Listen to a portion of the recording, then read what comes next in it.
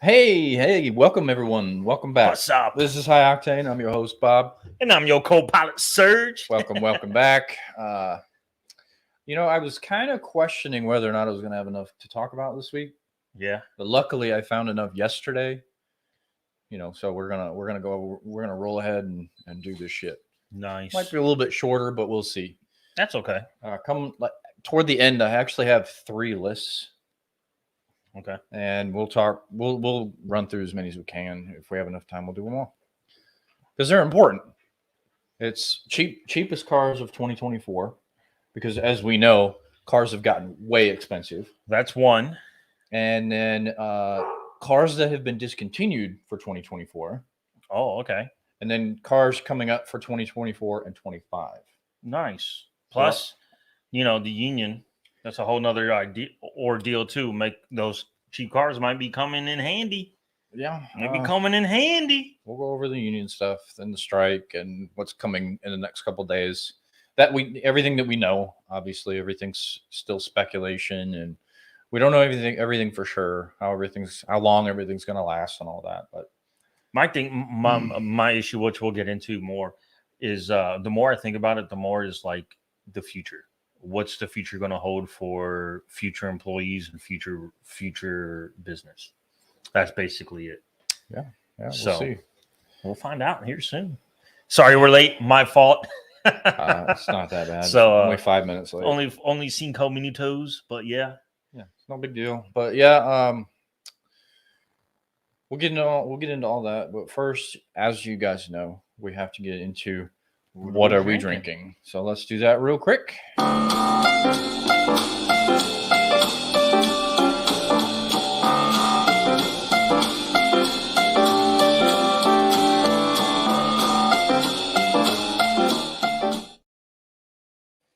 All right, Serge, hit us with it. We're drinking Hirsch Selected Whiskey, the Horizon Straight Bourbon Whiskey. Where is this made? Should say on the side. The Spirit of Hirsch, the Journey. Turn it over. Right here. It'll say in there right somewhere. Right here. Let's see where it's. Oh, Lawrenceburg, Indiana. Yeah, that's where a lot of that's where it's distilled in. Lawrenceburg, Indiana, bottled by Hirsch from Kentucky. This is what the bottle looks like. A beautiful bottle. That's not presentation. Yeah. It is 92 proof. Holy cow. 46%. It's got the mash bill on the back, so you can see the mash. Yep. I'll hold it up there for a second. It's heavy corn. So very heavy corn. It's mostly corn. Better than heavy rye, in my opinion. But it's got a great color, too. Mine's been sitting a minute. Dude, I smell chocolate or something in this. Yeah, maybe. Do you smell chocolate? Maybe a little. I just spilled a little bit on me. It's okay. I've only had a few sips, I promise. I smell chocolate, dude. Maybe. I smell like dark chocolate in this. You got a better nose than me. Well, that takes practice, man. Sophistication takes practice. Actually, I don't know. No, like you got to actually like really like. I smell fruit. Some kind of fruit. No, I smell fruit, but I smell chocolate in this thing. I don't know, maybe. It's not bad though. Mine's been, like I said, sitting a minute, so it's opened up a little bit more. Definitely some kind of spice in there. Definitely comes some kind of spice. Definitely, I smell chocolate. Well, the 6% of this blend is 36% rye, so there's your spice. It's definitely got spice, but I smell like chocolate on the back end. Yeah, it's gonna have a little bit of rye spice to it, but yes, we'll give it a second. Super heavy on the corn. Yeah. Well, I will give this, my friends, a 3 out of 5. A 3.5 out of 5, actually. Okay. What is I was 46 after tax. $46, not bad. Yeah, not too bad. Go pick you one up if you like a little bit of spice. Obviously, the longer it sits, it smells better because his has been sitting. I smelt it. It smells a lot better. I think I poured this at about 4:30. I definitely smell chocolate in it, though. I don't taste chocolate, but I smell chocolate. I wonder if it's got some type of cacao in there or something. Maybe. I don't know. So, I don't know. Anyway, that's what we're doing. Yeah. And cheers. Cheers. Don't drink and drive. Uber, please. All right. Got that out of the way. Now we're going to do the racing schedule as always first. I think this week has a little bit more on it. Did you see who won? Let me refresh. Yes, Carlos Sainz with Ferrari won at Singapore. Did you see who finished second, my friend? Hamilton. No, I think he finished third. He finished second. Did he? I believe Verstappen finished fifth. Yeah, he finished fifth. I know where he finished. I believe Hamilton finished second, if I'm not mistaken. All right, let me check real quick. I do know that Ferrari got first, which is good. Thank God. Singapore. Come on. Yeah, all right. Carlos Sainz, Lando Norris, Lewis Hamilton. Oh, okay. Lewis finished third. Okay. Yeah, he finished third. So it was Ferrari, McLaren. That's right. It was Mercedes. Excuse me. They podiumed. Then Charles Leclerc and Matt Verstappen round out the top 5. Ooh. So Ferrari did pretty good this week. I would say first so, and fourth. man. Yeah, first and fourth. Good for them. Verstappen, he had an off day, off week, whatever. It's fine. They're not going to win them all. But he's still like 200 points in the ahead in the Oh points. yeah, dude. He can probably take the rest of the year off and still probably win. I would say pretty close. I mean, they're more than halfway through the season, and yeah, he's so far ahead. He needs to take his nice family on a vacation and call it a day. Yeah, I mean, he's so far ahead. And they come ridiculous. Back. Let's see. There's 1, 2, 3, 4, 5, 7 races left. Yeah, dude. He could take 3 of those off. He's got nothing to worry about. Go to the Maldives or something. Enjoy yourself, my friend. Yeah, no doubt. You earned it. But anyway, this coming weekend is the Japanese Grand Prix in Suzuka. That's F1, obviously. And then the British Touring Car Championship is at Silverstone. That's obviously in England. And then the MotoGP is in India. I don't know how to say that word. Buddha. Buddha, I guess. Buddha International Circuit. It's in India. Indians are Buddhists. Yeah, I suppose. This is Buddha. It's missing a letter if it's Buddha. Oh, yeah? Which letter? A? In between the second D and the H.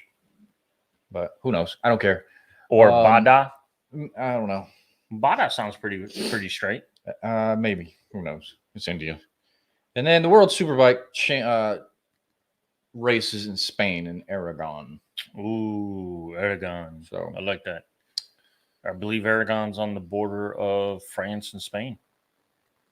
Right over there. There you go. Let me tell you, who do you think is going to win the Japanese Grand Prix? Who do you got your money on?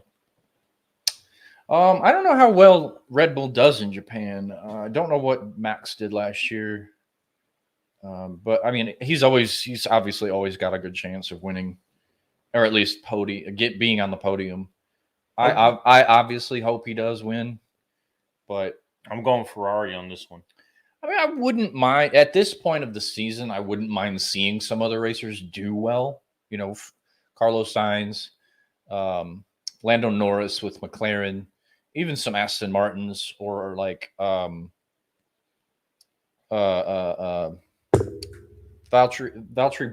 Bottas.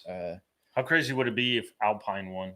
Alpine, they're no competition. But how crazy would it be? I mean, it would be crazy. That'd be one hell of Yeah, it would be crazy. I mean, who was I think someone with Williams finished in the top 10 a couple weeks ago.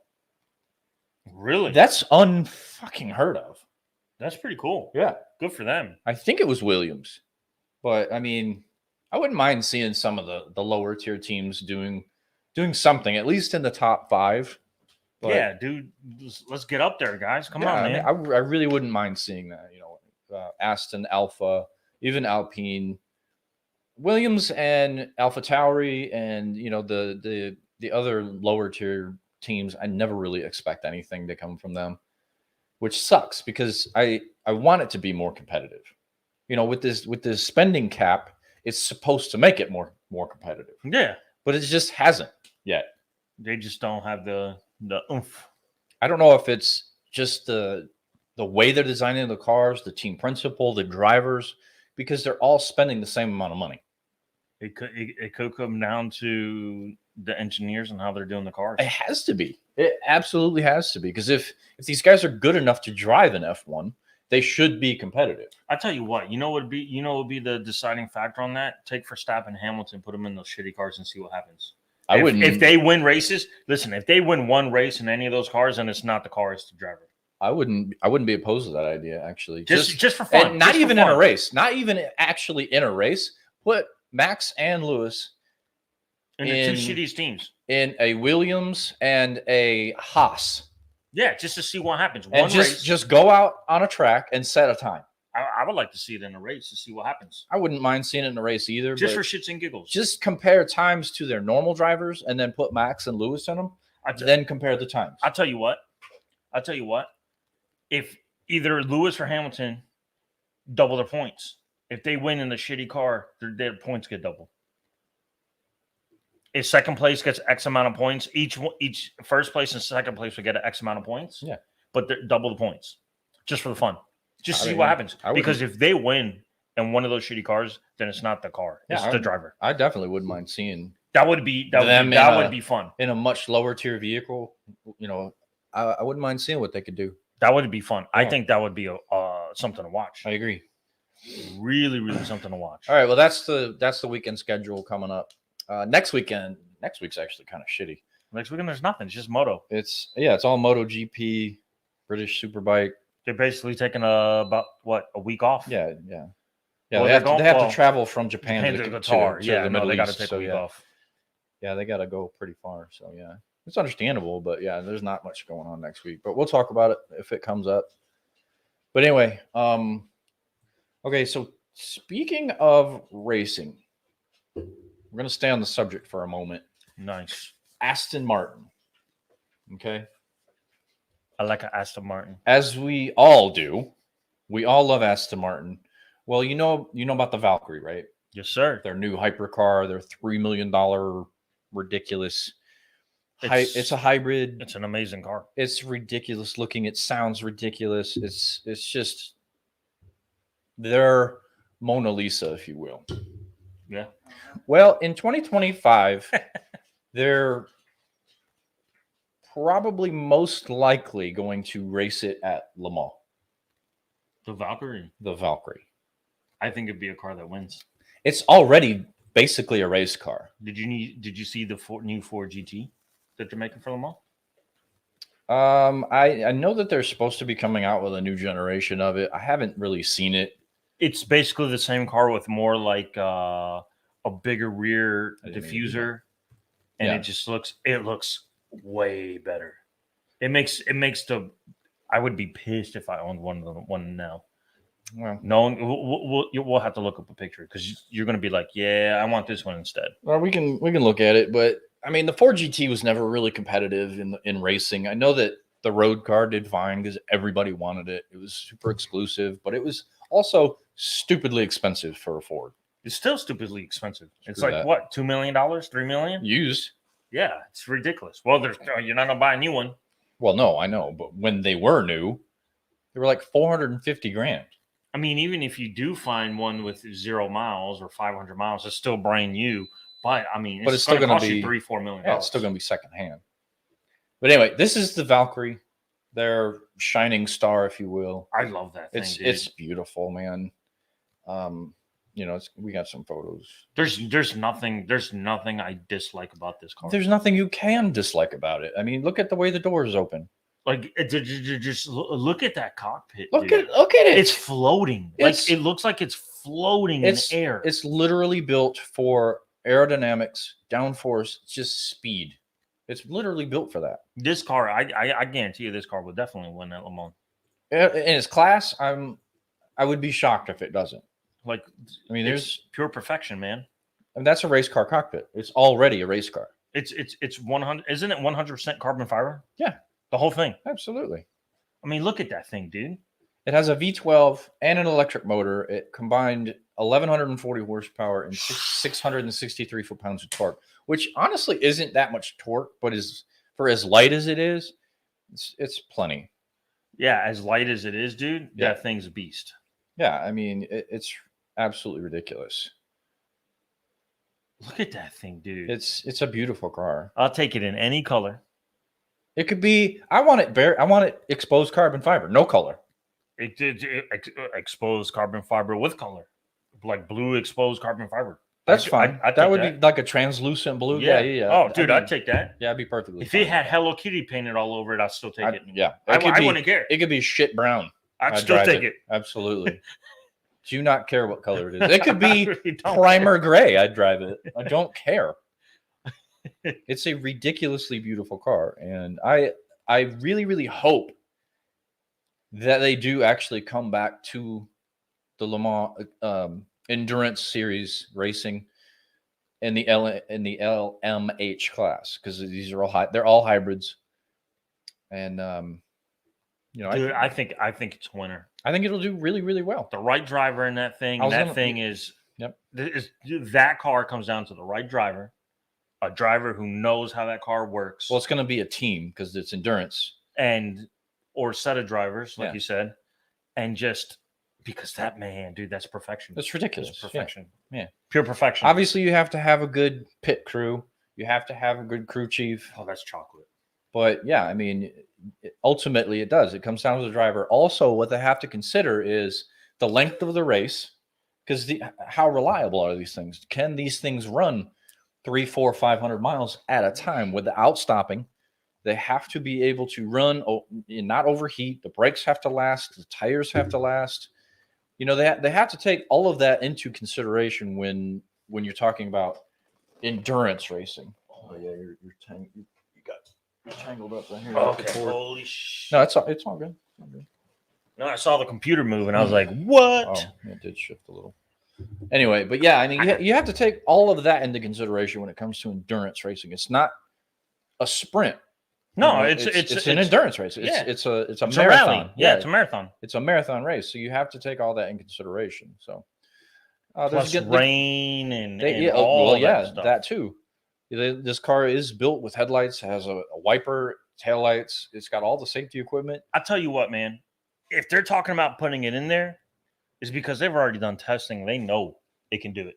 Oh yeah, I mean, they just got to put the right team together to make sure that they win. Before they ever sent them, the very low allocation to customers, they tested it on the Nürburgring for who knows how many hours and miles and days and whatever. So it is crack proven. The car is capable, obviously. Oh, look at that, dude! I know it's just the sound of it, dude. Dude, I know, man. It almost can't get any better. I would lose it. I would purely lose it if I saw one in person. I would just like when we were at the Gumball Rail and we saw the Aston, the 177. Yeah. It's like there's no we didn't have to say a word to each other. It was even Danny was like, we're just sitting there with our mouth open, drooling, and people were like, "What are you guys looking at?" I'm like, "You don't see the 177, right?" That's so yeah. The guy next to me, he was like, "Oh, there's an Aston." Oh, I'm like, dude, that is one of the rarest cars. Like, you're not going to It's an honor to even see that thing. Yeah, dude didn't understand the gravity of the 177. He didn't understand, and we're like, dude. It's like, bro, that's a 177. Like, are you kidding? It's like, no, it's a 177. When did you ever think you were ever going to see that? Right. People just don't realize the rarity of some of these cars, It's just like, dude, when you see that, you just want to stare at it forever. Dude, they had it parked and we were walking around. We just sat there and stared at it for a while, looking at the lines of the car and the way the wheels and the paint. Oh my goodness. And the sound was ridiculous. Oh yeah. Yeah, it was ridiculous. That's like when me and Danny went to that thing in Chattanooga. Ferrari had its own little display in this kind of like grassy knoll nook area, and there was an F40 sitting there. I touched one. I know you did. But it was like to see that and you're like, yeah. It's like it puts off its own aura. It really does, because you're sitting there and you're like, dude, that is an F40. It's automotive excellence. Like, look at how they built. This is pure 100% built. This is a pure machine. Yeah. Yeah. And to sit there, and I got lucky. The way I saw it, I was in a client's house, and my dad had tripped one of the breakers. It's a big house in Brentwood. And he goes, dude, you need to go to the garage. And I go to the garage, and it's sitting there, red. Oh yeah. And I was like, I started. I talked to the guy. Not going to give too much information out, but I talked to the guy, and he goes, "No, I actually race that." I said, are you kidding me? You drive it?" He goes, "Yeah, I race it all the time." Yeah. And it was just sit there and touch it was like, I was like, dude, that's freaking crazy. That is absolutely crazy. So that, and then he had his first car he ever bought when he made it was a 76 Lamborghini. Oh, is that it? That's it. Holy shit. Oh, it's completely like the new body style of this thing it's ridiculous. It's wicked as hell, dude. Longer front diffuser. The whole front bumper is different on this Ford. Well, this is race purpose. Yeah, the back, and it's street legal. You can drive that on the road. But it's purposely built for the race. Yeah, and then the back end, dude, the rear diffuser is ridiculous. All right, bro. this is the Ford GT Mark IV, final track only model. Yeah. Oh, okay. Final track only. Okay. I'm sure they have to make road going versions in order for them to race it, but let's see. But dude, this thing is 67 of them are going to be built by hand. Okay, all right. Well, okay. This would be the car that wins Le Mans. They may not have to build road going versions if they're only building 67 and they're allocated and their track purpose. Well, they can do what Ferrari did with the FXX. Yeah. Which is a track purpose. You can buy the car, but you don't own it. You don't own it, but you buy the car, and then you have X amount of time during the year to race the track. Ferrari sends the car, they send the team, you can race the car. Yes. Any track in the world, yeah. And that's what that is. I think that's exactly what they're doing with this thing. That's probably what they'll do. And this thing is sick. I'd rather have this than anything else. It's still asinine though, but because it uses the EcoBoost V6. Yeah, it's 800 horsepower. So what, man? Give me a V8. You have a V8 at your disposal, a very, very good one. I don't want to hear they can't do it because freaking Koenigsegg dropped that freaking 1400 horsepower V8 in their Camaro. Yeah, the 4-seater has like no room in it. Oh, it's got plenty of room. They put it, and it has luggage space in the back. Yeah, and in the front, and 4 seats. It's ridiculous. Yeah, it's got all the room. So there's zero excuse there for it. And it's a hybrid, so it has 2,300 horsepower. Yes, that thing's retarded. Anyway, I think the motor alone was like 14 something, right? Something like that. 1440 twin turbo V8. Look at that thing, dude. Yeah, look at that rear carbon fiber diffuser. It is disgusting. You know what it reminds me of? Not the overall look, but like the old GT1s. Oh yeah, like the Mercedes GLK. Yeah, and all the old Japanese GT1s. 100%. That's what it reminds me of. That giant wing, the huge freaking diffuser back there, which doesn't really have a good picture of it. You know who I can see doing this? So I watch Daily Driven Exotics a lot, and they've been taking these cars and they've been like they took a Ferrari F12 and they've been doing basically turned into their own version of a race car. Here you go. Look at that thing, dude. Yeah. And they took their 720 McLaren and they just put the P1 GTR kit on their 720. So they're purposely they want race car looking cars for the road. Right. So they're just basically buying the body parts and they're having body parts made. I could see them taking a regular Ford and one of the Ford GTs and doing this kit to it. That diffuser is fucking insanity, huge, dude. That is retarded. I bet that thing sounds good, though. I bet it sounds good. Even though it's a V6, I bet it sounds good. I don't know. We'll see. We'll see what it does if they do race them. Because the Mark III, like, even though it was more powerful and, it was touted as the ultimate race car from Ford and all this other bullshit, it still wasn't competitive. The Corvette ate its fucking lunch. Which one won the Le Mans that beat Ferrari? Oh, back in the 60s? Yeah, that was the Mark 1. The Mark 1, yeah. Yeah, that was the Mark 1. That's what set it in motion. That car was phenomenal. But Shelby built that one. Yeah, Carroll Shelby built that. Which made probably made all the difference too. It was the difference. Like completely. Had anyone from Ford built that car? No. Oh, it would have been absolutely a not. piece of shit, dude. But yeah, Ford would be bankrupt. yeah, that's why Ford went to him. But I prefer the Aston Valkyrie over the yeah. Ford. That thing was, oh my god. I would take any Aston.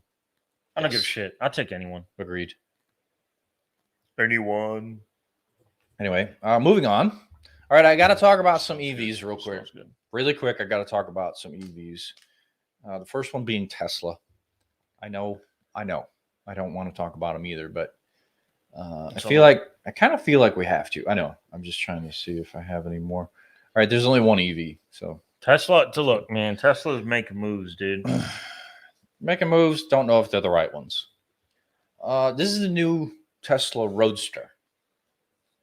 Okay. Do you remember the first one? Yeah. I didn't like it. I didn't really either. It was way ahead of its time. I don't like any Teslas, but whatever. Yeah, it was way ahead of its time. It was way too small. I do like how the back doors go up on the car, on the SUV. On the SUV? That's pretty cool. Yeah, it's gold wing doors are always cool.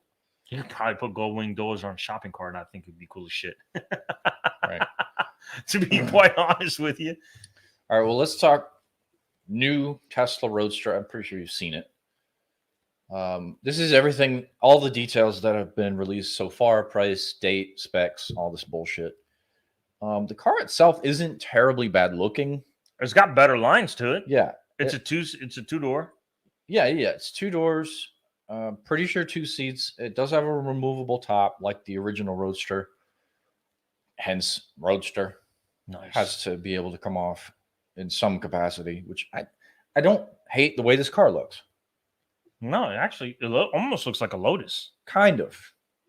If it doesn't have the Tesla badge on it and you don't know what it is, you could probably think it's a Lotus. It could pass for sure, yeah. You can definitely pass for a Lotus. All right, so some numbers that we're looking at right now.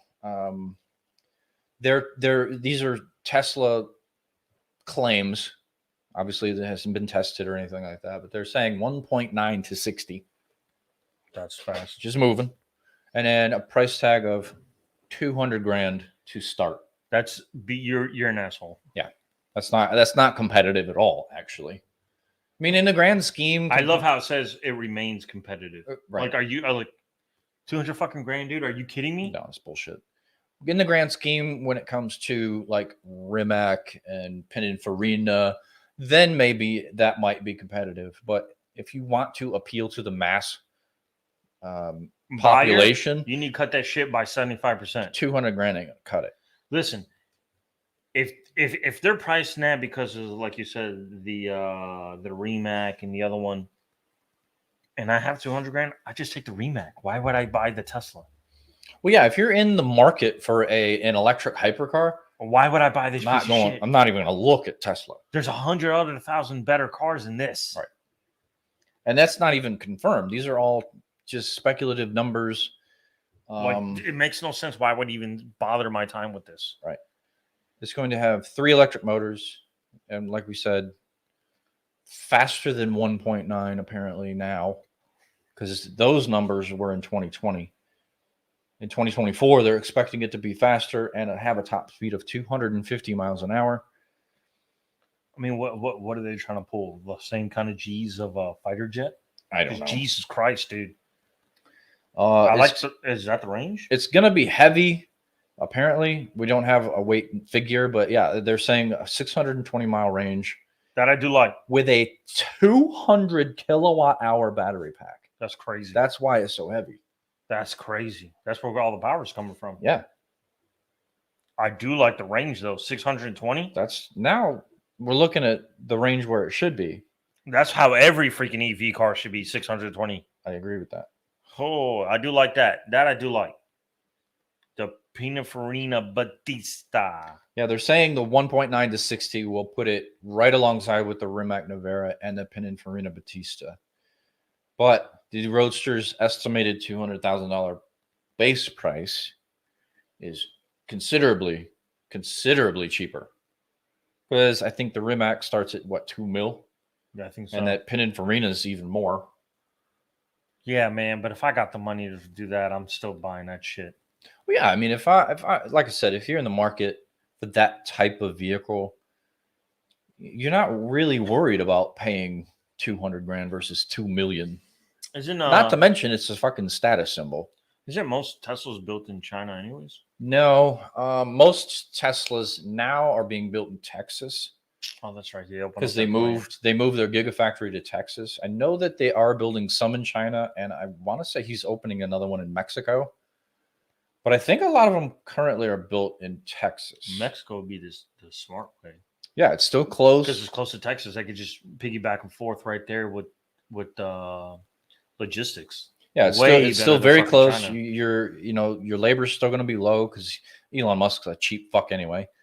He doesn't pay his people shit. But even China makes sense for just that market over there. Oh yeah. Just to sell those cars over there and not even worry about selling those cars over here. I wouldn't even bring those pieces. Well, I think the only Teslas that are going to be built in China are the entry level, like the Tesla Monza. The one we talked about last week. The Tesla Monza. Yeah, yeah. I think that's the only one he's going to be that he's building in China. Monzas. Yeah, but that's the only picture we really have of it right now. And like I said, this is all speculative. None of it is. I love the range, dude. Is concrete. Yeah. I love the range, and they're comparing the numbers to the Rimac. I mean, the range just destroys the Rimac. Also, holy cow! Also, you're not buying a Rimac for fucking range. No, you're buying a Rimac for 1,813. No, horsepower. Yeah, the everything Rimac beats everything except when it comes to battery and range. That is it. And the reason it's more powerful and the range is less is because quad motor at each wheel, more power. It has a considerably smaller battery pack at 117 kilowatt hours. So I mean that's why. Can you imagine if they put the 200 kilowatt inside the Rimac? Oh, I don't even want to. Probably be like a 3,000 horsepower car. Ridiculous. Yeah. You're talking so crazy. Yeah, you're talking probably between 25 and 3,000 horsepower at that point. This one's it's going to be a 2+2. I still think two-seater. The 2+2 configuration is a waste of time. It is. I agree. It's great for golf clubs. At most. Pretty much. Oh, there's the original. The original's so ugly, dude. I'm not. Yeah, it's so bad, man. Never a huge fan. The new one does look like a Lotus. Like first glance, anybody who sees that knows nothing about cars. They're gonna say that's a Lotus. I mean, yeah. People who don't know nothing, that's gonna be like, oh, I think that's a Lotus. Yeah, you're not wrong. But yeah, I'm still not on board with the Teslas, man. No, I'm not either. And I mean, they can do whatever they want. They can make them as fast as they want. They still build a shit product. No, I agree. They build a shit product. Their build quality is garbage, and I don't see it ever going up because, and I say that because Elon Musk doesn't know how to build a car.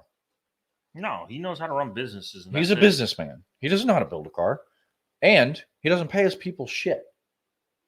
No, he doesn't pay his people shit.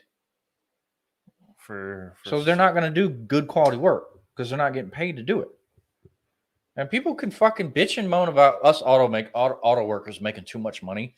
Horse shit. You don't understand what the job entails. We're not just sitting in there twiddling our fucking thumbs. Some people are. Well, the people who've been there for 40 plus years, those people need to fucking go. Those people need to go. That is a big gripe of mine. The people that are actually on the line building the cars, we're working our fucking asses off, and it's nonstop. We're on our feet 9 hours a day, sometimes up to 12 hours a day. Yeah, because you're basically, if you slow down, the production line slows down. Then everything slows down because everything runs on it's like a conveyor belt. It's a continuously moving assembly line. Yeah, exactly. And if the line goes down for even a minute, it fucks everything up for hours. That's 50 grand that GM loses at least. Yeah. 1 minute. So fuck off with your bullshit arguments. But that I do agree. But my big freaking gripe is those people who've been there 40 plus years who sit in the corner. Oh no, I'm with you. On TikTok. Yeah, I'm with you. And they don't even want to put 4 fucking bolts on. Dude, you need to go. I'm with you there. I'm sorry. If you're not going to pull your weight, I'm with you. You need to go. And I'm all about, if you pull your weight, I pay you. You're worth the money. If you're doing, a job of 2 people, then yeah, I will pay you that money. I'm with You you. deserve it. I'm with you 100%. But if you're gonna sit there and cry because you got to put 4 bolts on, you need to go fuck off, dude. Yeah. That's just me. And people, there are way too many people that do that. They piss and moan about having to do the easiest work. Because you came and worked for me during the pandemic Yeah. when GM was shut down. And you know how hard my work is. It's not hard work. It's just really taxing on the body. That's what I'm saying. Yeah. But most people, you're built different. You're not built like most of these fucking people out here. No. Most people can't do that. Well, would you say Henry came and worked with you guys? He quit 4 hours in. There you go. He came. I gave him a job. He worked 4 hours. He looked at me and goes, "This shit's for animals," and he left. He goes, "I'm not fucking doing this. I'm not an animal." And he left. 4 hours. There you go. 4 hours. Yep. And I do it no problem. I don't have a problem with doing it. I mean, it is taxing on the body. I'm tired at the end of the day, but I'm not going to piss and moan about it. I'm there to do a job, and I get the job fucking done. Yeah, but now when you go back to your job feels easier because you're like, fuck, it's not like taxing like the other shit was. Yeah, no doubt. It's like, this is a lot easier. Yeah. But no, I'm 100% on board. And we can go ahead and start talking. We can talk about the GM real quick, knock that out real quick. The union. Oh, the union stuff, the strike. Because this is my thing. Yeah, you guys deserve more money. 2, I'm not on board with the CEO paying herself $24 million. Kiss my ass. No one is except for her. You don't do that shit. You don't need that money. Nope. 3, the guy who runs the union, Sean, whatever the fuck his name is. Sean Fain. You're not thinking about the future of the people who are coming after. Okay? Because you're going to end up pushing GM into a spot to where, they'll give you, let's say they give you 40% over the next 4 or 5 years. Well, the next 15, the next people who are coming behind you, like say one day you have a kid, you have a son, or my son wants to go work at, they're not going to have a job because most of it is going to be automated. It's going to be mostly robots. No, they're already implementing that. Now. And they're going to do as much. I guarantee you, they're going to do as much robotics as they physically possibly can, because people like the guy who runs the union and the CEO are total douchebags. They're thinking about themselves and they don't give a shit about the future. Yes, you're going to get a pay increase for the next 5-10 years, but nobody's thinking about what's happening 15 years from now, 20 years from now. Yeah, I mean, technology advances so quickly nowadays. It's ridiculous. Yeah. It's ridiculous. We grew up in an era of VCRs, CDs, no cell phones, the telephones where you had to use the dial and cords. Yeah. Video games were very, very primitive. And in 30 years, you saw the technology go from that to having a computer in your freaking pocket. Yeah. A zoom that I can zoom in and take pictures of the freaking craters of the moon, which is retarded. Okay. And you got all this technology. 15 years, 20 years from now, dude, it's going to be a completely different ballgame in the automotive industry. Yeah, I agree. And if they're greedy now, forget about the future. Our future kids are not going to have anything. So I think there needs to be a line. They need to merge the two together. One, that CEO does not need $24 million to pay herself. No. Okay? I agree. All the plastic surgery in the world is not going to fix her fucking face. And all that's public knowledge, so don't come at me. So, yeah, it is. All of it's, everything we're talking about is 100% public knowledge. All public knowledge. You can't fucking sue me. Anything that they say on, GM's off, GM offered the union 30%, they dropped it. It's all I need. I read it every single day. It's all public knowledge. I think. Don't come at us bitching. I can't be fired for this shit because it's all public knowledge. And then the Sean dude, the union guy, dude, I think he's being greedy. He's being selfish. He's not thinking about the people who come behind you and behind all the people who are working now. And that to me is my biggest gripe. Yes, you need more. That's the big thing. Another thing that I don't like is working one less day and still getting paid for 40 hours is bullshit. Like, just work the 40 hours. Who cares? Now, the 4-day work week isn't. It will never be implemented in this country. They do it in certain countries. I know. And it works. It does work. What they do in Spain is they work a set amount of hours during the day. Mm-hmm. They take 4 off, and then they work another set amount of hours at night. Oh, I wouldn't want to do that. Absolutely That's what not. they do. No. And they do that Monday through Friday. No, thank you. And then if it's 4 hours on, 4 hours off, 4 hours on, then that's that. No, I think it's about 6 hours on, 3 hours off, then 6 hours on, something like that. No. I gotta look it up again. Not a big fan of that either. But everybody gets paid vacation, and it's a month off. Everybody at a time. Or can you break it up? You can break it up, but you get a month off. You get a full month off, and you can use it anytime. Anytime. Yeah, that wouldn't work here. No, none of that would work. That wouldn't work here. None of that would work here. But what I'm saying is like, if they don't fix this shit and figure out a solution to this problem, there's not going to be a future in the automotive industry. And another big thing I hate the most, these fucking car dealerships.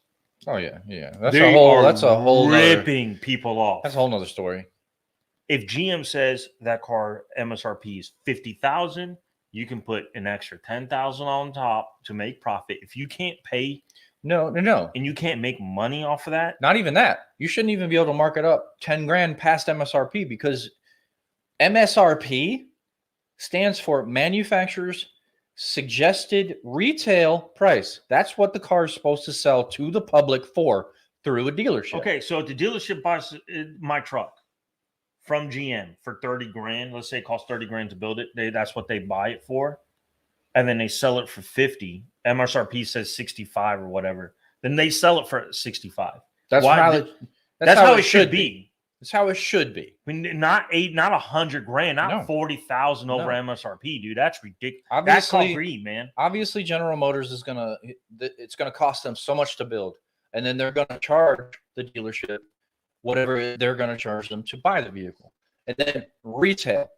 That's MSRP. That's what the dealership should sell it for, not this bullshit. An MSRP car. Let's take the Corvette for example.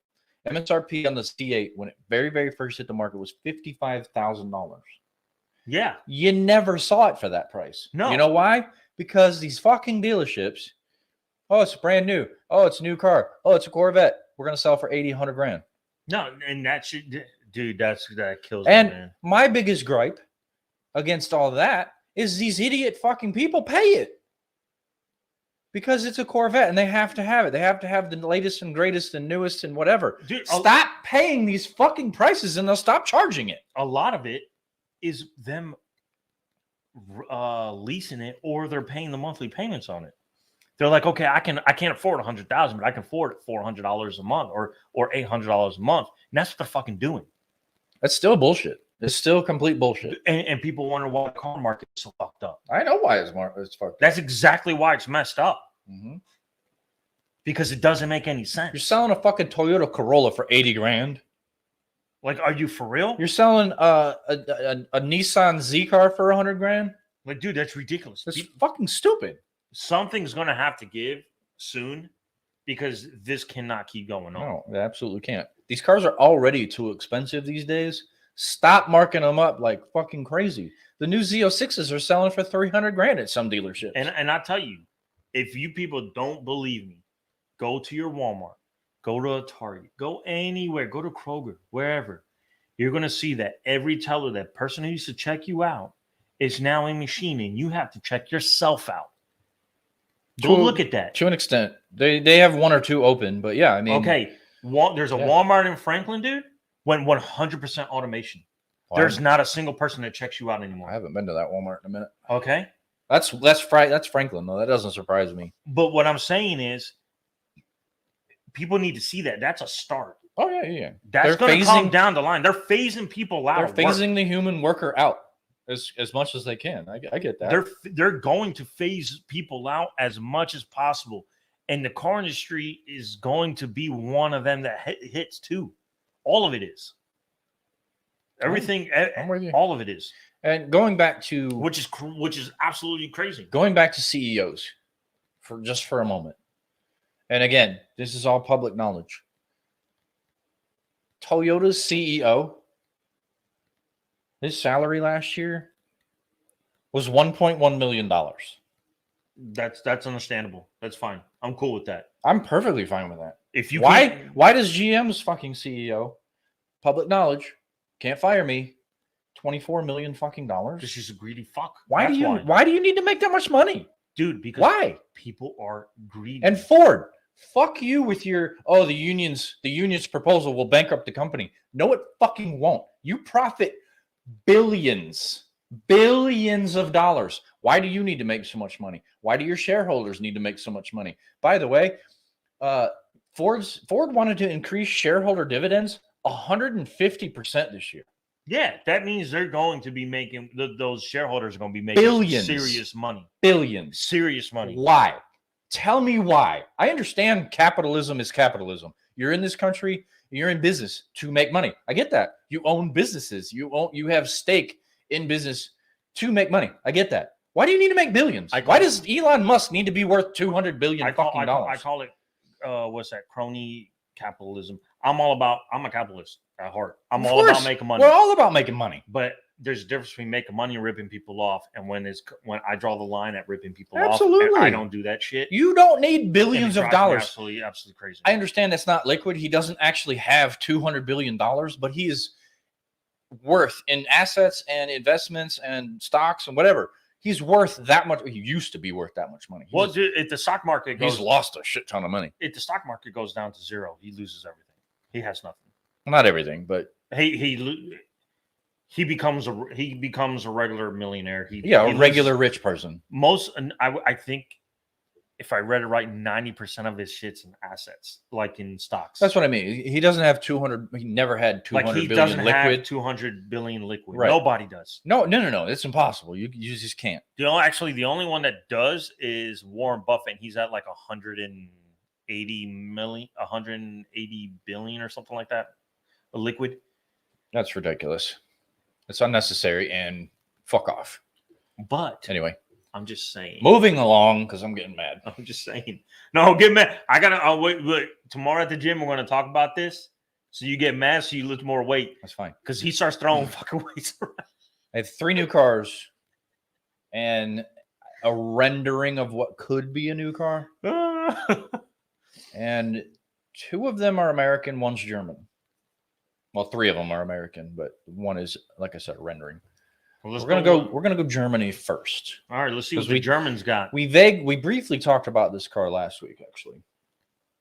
Oh, the new station wagon from Audi. No, it's not the station wagon, but it is an Audi. It is the new RS7 Performance. Oh, okay. We did talk about this very briefly last week, and I didn't even have this until like right before you got here. I found it, luckily, and we're going to talk about it. 2024 Audi RS7 Performance.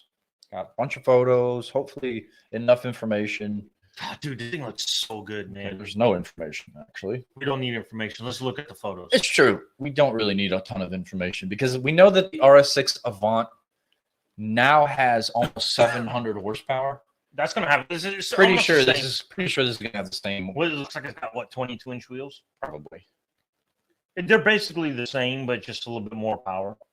And it's your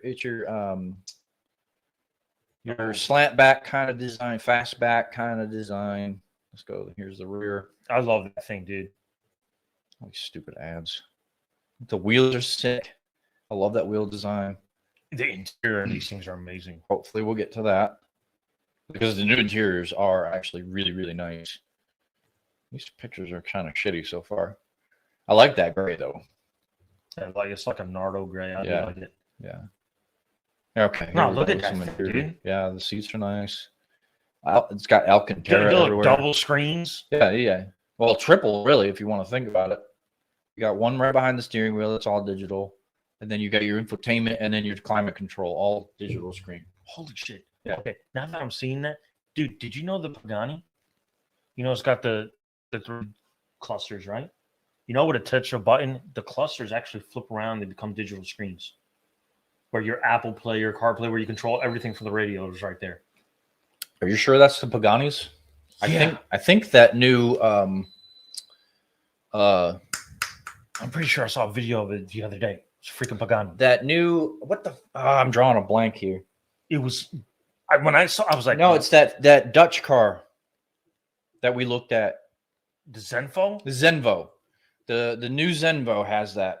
It's It's Pagani has it too. that left. The left. The left one. gauge. It flips around. It turns. I think I know Pagani exactly has what it. Pagani's turns upside down like that. Dude, it looked like a Pagani from the thing, but I saw that and I was like, "What am I looking at? Is that for real?" I didn't know that even did that. Yeah, I know that the I know these do it.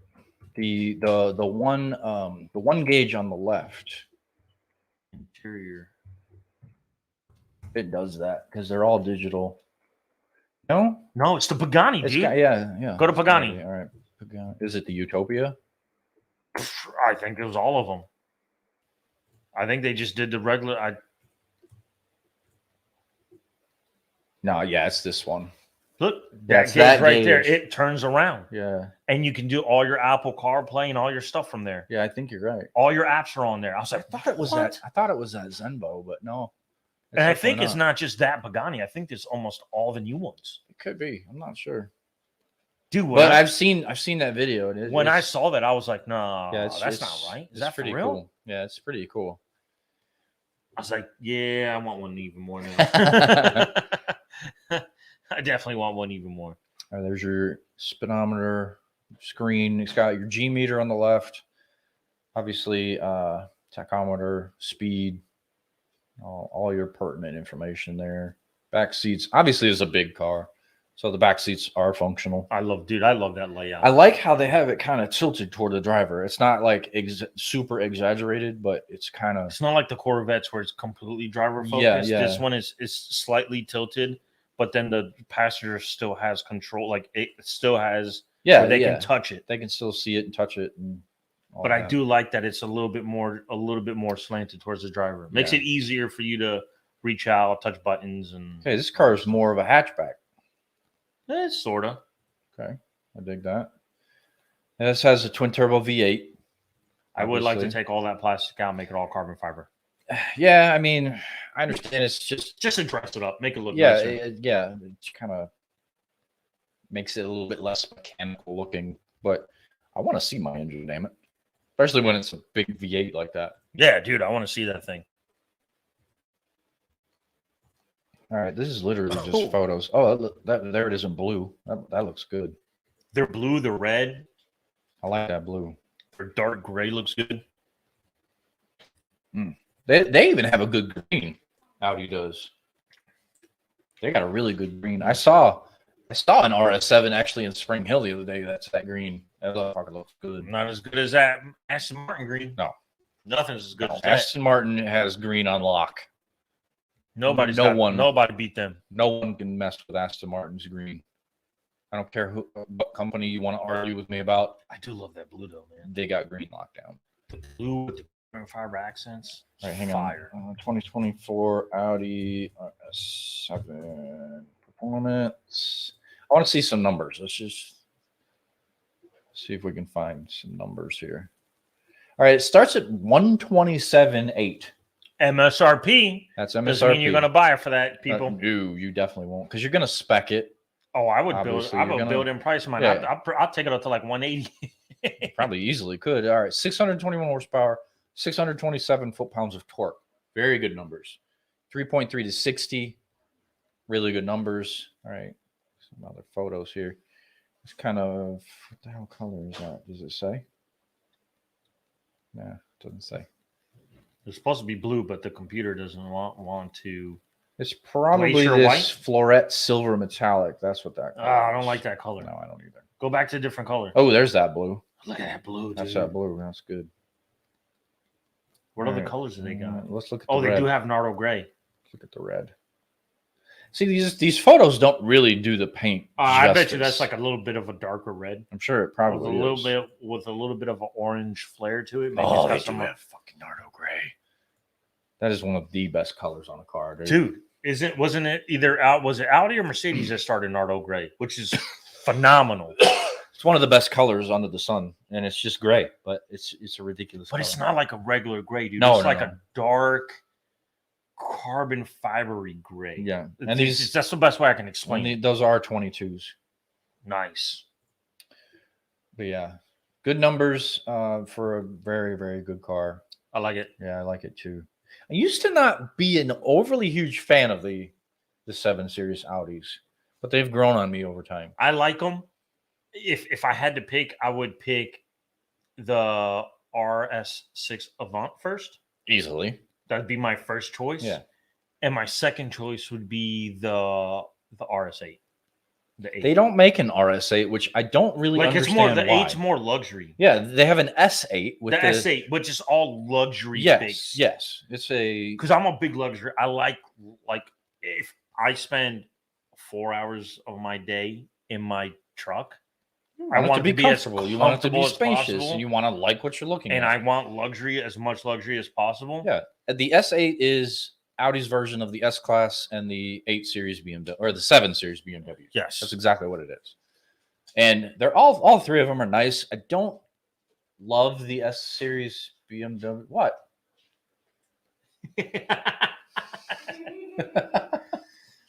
I don't love the S Series BMWs. I never really have loved them. The interior's always been kind of blah, I guess. Now, the S Class has come a long way. The older S Class I was never a huge fan of. No, the new one's phenomenal. The new ones are nice. The new Mercedes Maybach is... Oh, that's on a different level. I mean, that's completely over the top. I mean, that's Rolls-Royce and Bentley level. That's, dude, man. Yeah, the Maybach, you get into Maybachs, it's a completely different ballgame then. That is just, dude. Okay, so I was watching a video the other day of the new BMW, the 7 Series. It's the one with the TV comes out the roof. A giant TV in the back? Giant TV. Yeah. You know you can hook up a PlayStation 5 to that? I don't doubt it. USB cord it. So I saw a video where the guy hooked up his he pulled over in a parking lot, pulled the PS5 out, sat in the back, and was playing PlayStation in the fucking back. It doesn't surprise me. I was like, dude, it doesn't surprise me. I want to play FIFA in the back of that thing. That's what he was playing. He was playing FIFA. I was like, dude, I want to play FIFA in the back of that. That's crazy. All right, so next, you're going to be happy about this. Oh, I hope so. The new CT5 from Cadillac. Dude, I've seen 6 today. Well, not the new one. No, not new one. I saw the CT5. Yeah. The regular, this generation model now. I saw a black one, a blue one, a white one. I think the rest were all black. I work with a guy that has a black V series, not a black wing, but the regular V series. They were all V series, and they were all in Franklin. I was like, dude, the blue one's the best one. Oh, that yeah. blue color, that blue color is ridiculous. The color of this one's blue that I'm going to show you. So it's the 2025 CT5. It's not vastly different looking, but they have updated the front. The headlights are different, but where they changed it the most is the interior. You're going to be happy with the interior. I hope so, man, because the interior. Because you saw the interior of the last one. Yeah, it was very lacking. I think the outside was perfect. It's even better now. I think the interior was completely lacking, and that one dude drives one at the gym. Yeah. And I was like, dude, I love this car. It sounds ridiculous. Amazing. The minor facelift is way better. But it was like, dude, the interior is shit. The interior was I didn't like definitely lacking. Like the upgrade from the ATS and the CTS to the CT4 and the CT5, interior wise, was not worth it. It was like Dodge's Hellcat. Like, yes, every Dodge, yes, Challenger and Charger had the same interior, cheap, small screen, just basic bitch interior. From the cheapest one all the way up to the Demon, all the way up to the top of the line. I would just buy what my brother did. His Challenger, which is the one below the SRT. Yeah, and just drop a Hellcat motor in it. Yeah, the RT. Just drop a Hellcat motor in it. It's the same freaking interior. Just buy a wrecked Hellcat engine, it's transmission, exact and the brain. Car. Yeah. You just drop a Hellcat motor in it. Yeah. That's it. Yeah. It's like, why would you even spend the money on it? All right. Well, we're gonna look at this car, and immediately, like I said, it's not drastic, But it's different. but you will be able to tell. Now, here's the front end.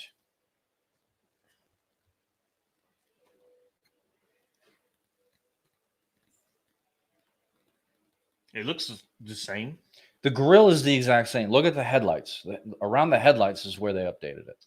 No, they completely changed the headlight. Yeah, the headlights are what they updated mostly. It looks like the Lyric headlights has got the line.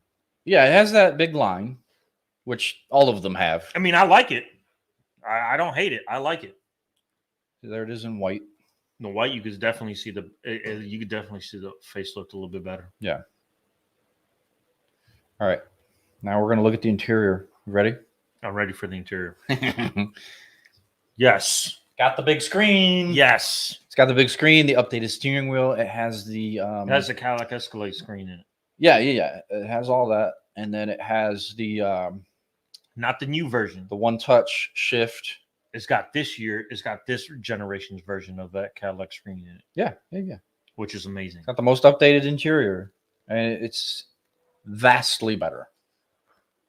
And you know what I've noticed with these shifters? I feel like it's a generic shifter because BMW has the same one, Range Rover. They all have like shifters. They all change up the look of them, but they all function the exact same. They all look the same. Yeah, the exact same. I think I've seen like 8 different manufacturers have the same shifter. And honestly, BMW's is the worst looking that I've seen. Especially in that Toyota Supra. It's terrible. The Toyota Supra Z4. It's it's so angular and like crooked. It's just weird. She's got a kink in it.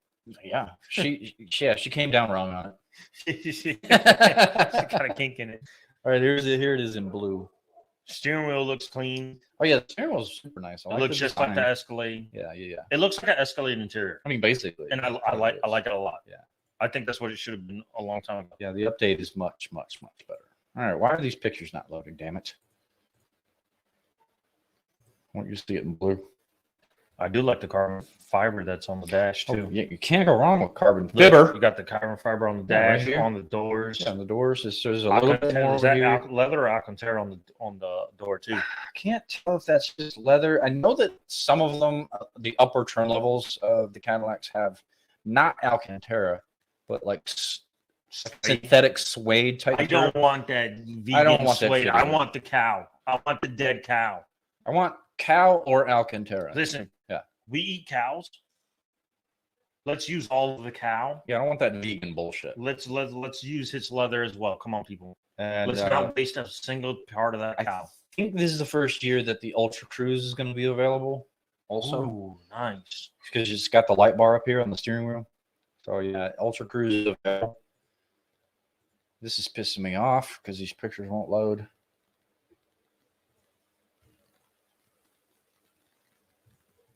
There it is. There it goes. Oh, yeah, it's a good color. Oh, all right. There's the rear. The rear hasn't changed at all. It don't matter. I'll take it just the way that color is sick. I love that color with the new interior. I'll take that. Yeah, this is a upgrade. It's an upper tier. It's not the V series, but it's not the base model either. The V series was just going to have more ground effects kits. It's going to have more slightly. It's basically an appearance. But package. The motor's going to be more powerful. It's going to have a little bit more power. It has the turbo V6, but it's not the Blackwing, which is ultimately the Blackwing is going to be the beast. What you want, the beast of the beast. Yeah, that supercharged V8, the ultimate aero package, and all that shit. But yeah, I mean, if I had the money to spend it, that's what I would spend it on. But I love that fucking interior. The interior upgrade is much needed and perfect. I think, yeah. Yeah, I like it a lot. That rounded out the car perfectly. Honestly. I like it a lot, dude. I do too. All right. Nothing on it. I don't think anything under the hood changed. So we're not going to talk about like numbers or anything. No, they probably got the same junk on it. I just really wanted to talk about the facelift and the interior. Freaking table. My bad, people. Keep you on the table. All right. So the new Acadia. Shaking. New GMC Acadia. All new. It's completely new. Well, let's see the abomination they made in. It's shit, isn't it? Nope. No, it's a good. Motherfucker's nice. I know what the Acadia looks like. It's nice. Is it? bro. Is it It's nice? fucking nice. All right, All the way around and inside. All right, we'll see. It's fucking nice. I'll be the judge. I'll be the judge of it. I'm No, gonna tell you it's straight nice. up. It's gotten bigger, new design, new interior, all new. Okay, we'll see. This motherfucker's nice, dude. Abby loves it. George loves it. George don't count, man. He likes a BMW with a big ass buck-tooth grill. Which is true. All right, we'll take his opinion with a grain of salt.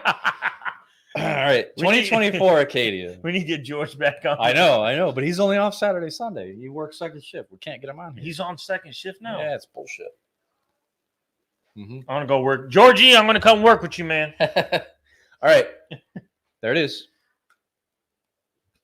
It looks like the Yukon. It's basically a Yukon, obviously a little bit smaller. I like what I see so far. But the design, this is the AT4 trim package. I still think the AT4 package is useless as fuck, dude. Why?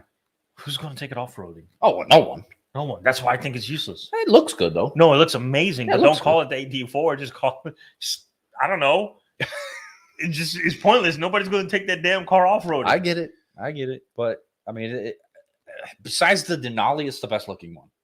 No, I love it. The AT4X, I mean, it's ridiculous.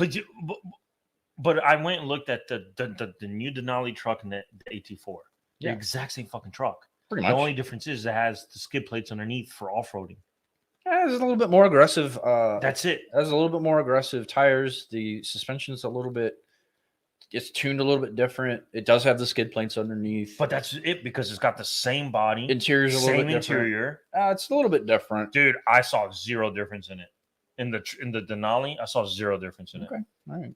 I I haven't seen them up close yet. I tried to look because I went to dealerships and I looked. I couldn't find a I difference. saw a Sierra with between the interior. I saw a Sierra with the elevation package up close at the Fall Festival in Spring Hill. It has the updated interior, but it's not a Denali interior. You know what I mean? Like you take the Denali and the AT4. The interiors look exactly the same. The outside looks exactly the same to me. Difference is the Denali is more luxury on the wheels. Yeah. AT4 has more aggressive wheels. Sits a little higher. It has no chrome. No the chrome AT4. Yeah. because it's all blacked out. The Mhm. chrome's all blacked out. It sits a little bit higher, not much. There's not much of a difference in that. The suspension is almost the same, I believe. And I think in the 84 you can adjust the suspension. You can't do it in the Denali. And it had all the skid plates underneath it. Yeah. Yeah. But I'm like, dude, nobody's gonna take this shit off road. Some dumb shit will, but most fucking people YouTube views. Most people won't. I agree. I'm gonna tell you, dude, I like the way this thing looks. Look at it back. I like the way this thing looks. I do too. It looks so much better. The Canadian went to the gym and got some gains, Yeah, man. dude, it's gotten a lot bigger. Design wise, it's a lot nicer. I mean, the obviously the front is basically Sierra, It looks but like the Yukon. rear is all Acadia. Nothing else looks like it. Even the side looks amazing, dude. Yeah, the exhaust looks good. Look at that fucking. Oh, What did I tell you? What did I tell you? oh, Major upgrade in the interior, bro. It doesn't have that stupid stock in the middle. It's all push button. bro. The screen's clean. It still has some buttons underneath. The steering wheel design reminds me of the Hummer a little bit because this is a GMC. Wow, Dude, it's so much better. It is so much better. I know this isn't the best picture. I'm completely speechless. It's so much better. That is, I would buy that. It's way better. 100%. It's so much better. If you're looking for an SUV, my friend, A mid-size SUV. this is it. This is it. This is what I would buy. 15-inch screen, dude. Compared to what the 7-inch they departed from. Yeah, it's the same screen that's in my truck. It's a joke. Yeah, This is. seats are nice. It's got front and rear captain's chairs, and it looks like maybe even in the third row. I'm going to tell you right now, I'm sold. I'll buy this. I'd buy this. Dude, this has a 2.5 liter turbo with 328 horsepower. I'd buy this. That's good. And 326 foot-pounds of torque. 8-speed auto. This thing's nice, dude. Dude, this thing went to the gym, took some creatine, and got some gains. GM hit the fucking. This is a home run. This is a win for GM. Yeah, big time. This is a definitely. They're moving into the right direction. Major upgrade for the Acadia. Major.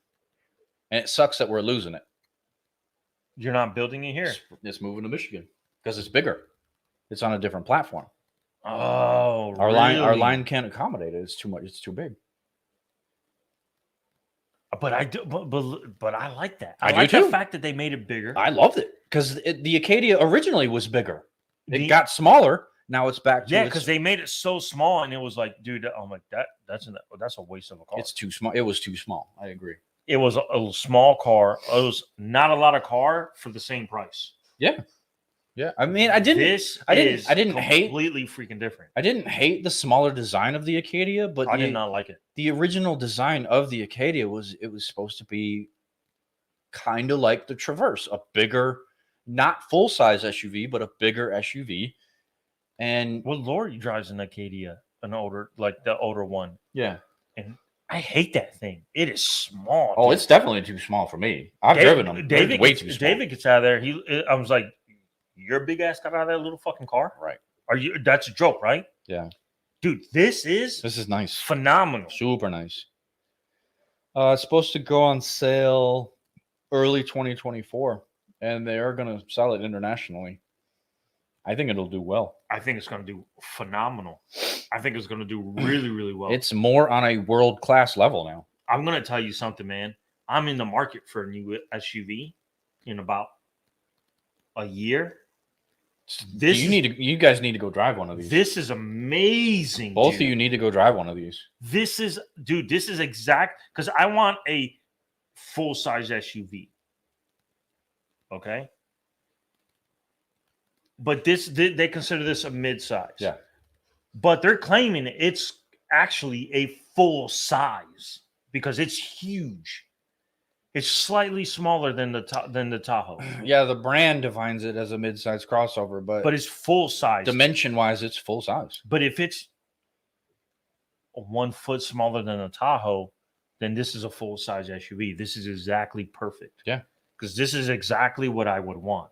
And honestly, I think this is better than a Tahoe or a this Yukon. looks way freaking better than that. Better than both, in my opinion. Why would I spend the money on the Yukon when I can get this? Plus, you're not getting the gas guzzler V8, but this thing still makes decent horsepower for being a turbocharged inline 4. Well, one, I'm driving this and I'm hauling kids around. I'm not going to be fucking right. You're not hot. You're not hot rodding it. And second of all, one kid's already driving. It's going to be driving soon. So in soon. 1 year. Yeah. So this is perfect for 3 people and more because then you could take this. I could take this to Disney World, take this to Florida. You could drive it anywhere. Yeah. Literally. Perfect amount of room. Yeah. Put the mother-in-law in the back. Dude, you really need to look at this. Dude, I like that. You gotta consider this thing. George, I take it back, man. You hit this one out of the park, my friend. This honestly could compete literally worldwide. This competes with Honda's full-size Honda Pilot. Yeah. This competes with Acura's MDX. I like it better than the Kia. Way better than the Telluride. Yeah. Way better than the Hyundai. But the Palisade, terrible. The Pala, what am I doing? The Pala ugly. It's better than the I know that doesn't make sense. The Genesis. Oh, way better than the Genesis. I mean, just looks alone, it's better than the Genesis. I think the interior is better than the Genesis. I do too. That center layout is ridiculous. The steering wheel, ridiculous. Look, there's cargo space underneath the dash. Yeah, you got to look at those boxes you have in there, which I guarantee that's going to have plugs in it like crazy. Oh yeah, you got the 2 cup holders in the front. You got the 2 cup holders in the back for the rear. Yep. You got the ventilation in the back. I bet you those seats are ventilated as well. Probably cup holders in the doors back here. You got a big moonroof, giant panoramic moonroof. You got the seats in the back. Yep. They fold down. You get even more space. Yeah. I find this to be a massive win for GM. I love it. Like they did with the Corvette. I love everything about it. There's not one thing I do not like about it. I love the blackout of it. I love it's got the tow hooks in the front for it. I wouldn't mind seeing it in Denali form. The Denali form would be retarded. This is all AT4, which I love. Don't get me wrong. I love the AT4 version, but I wouldn't mind seeing a Denali version. I think the Denali version would be the same, but just chrome. Everything chrome. Lots of chrome. I'd be lots of chrome. Yeah. And then at that point, I think I prefer the AT4. I would too. I prefer it blacked out. I'm not a huge fan of chrome. I love chrome. But yeah. But it depends on the vehicle. That's what the chrome depends on. I don't know what this blue one back here is. I think that's the freaking Denali. It Look might at all be. the chrome. Yeah, it might be. See, look, I'll go back down. Okay. See the front bumper's all blacked out here? Yeah. It's chromed on the front. You yeah, see and the even grill, even below, it's chrome. That might be a Denali. The You're right. wheels are probably chrome. We need to look up the chrome. All right, I'm gonna put some light on them. It's driving me crazy. 2025. This is a 25. No, 24. GMC Acadia. Want to see Denali, bitch? Gotta put some light on, people. My eyes are getting worse. All right, here's the Denali. That's the Denali. Yeah. Okay. Nothing So but chrome wheels, chrome, exactly what it was. Chrome grill, chrome under here, chrome side skirt, chrome wheels. Everything's fucking chrome. I don't mind it. I like it, but I think right. the AT4 looks better, man. Want to see interior? Look at that. Yeah, it's a cave. It's a fucking cave. Look at that thing. Third row folds flat. Second row folds flat. I'm putting a mattress in that thing. That's a fucking cave, bro. Yeah, here you go. That's a Denali. That shit looks good. Still looks good, but I do like the blacked out grill and the more aggressive wheels and shit. Static is crazy. We'll deal with I want to know. I want to see if there's an interior photo of the Denali that. I think it's the same, dude. I don't think there's a difference in it.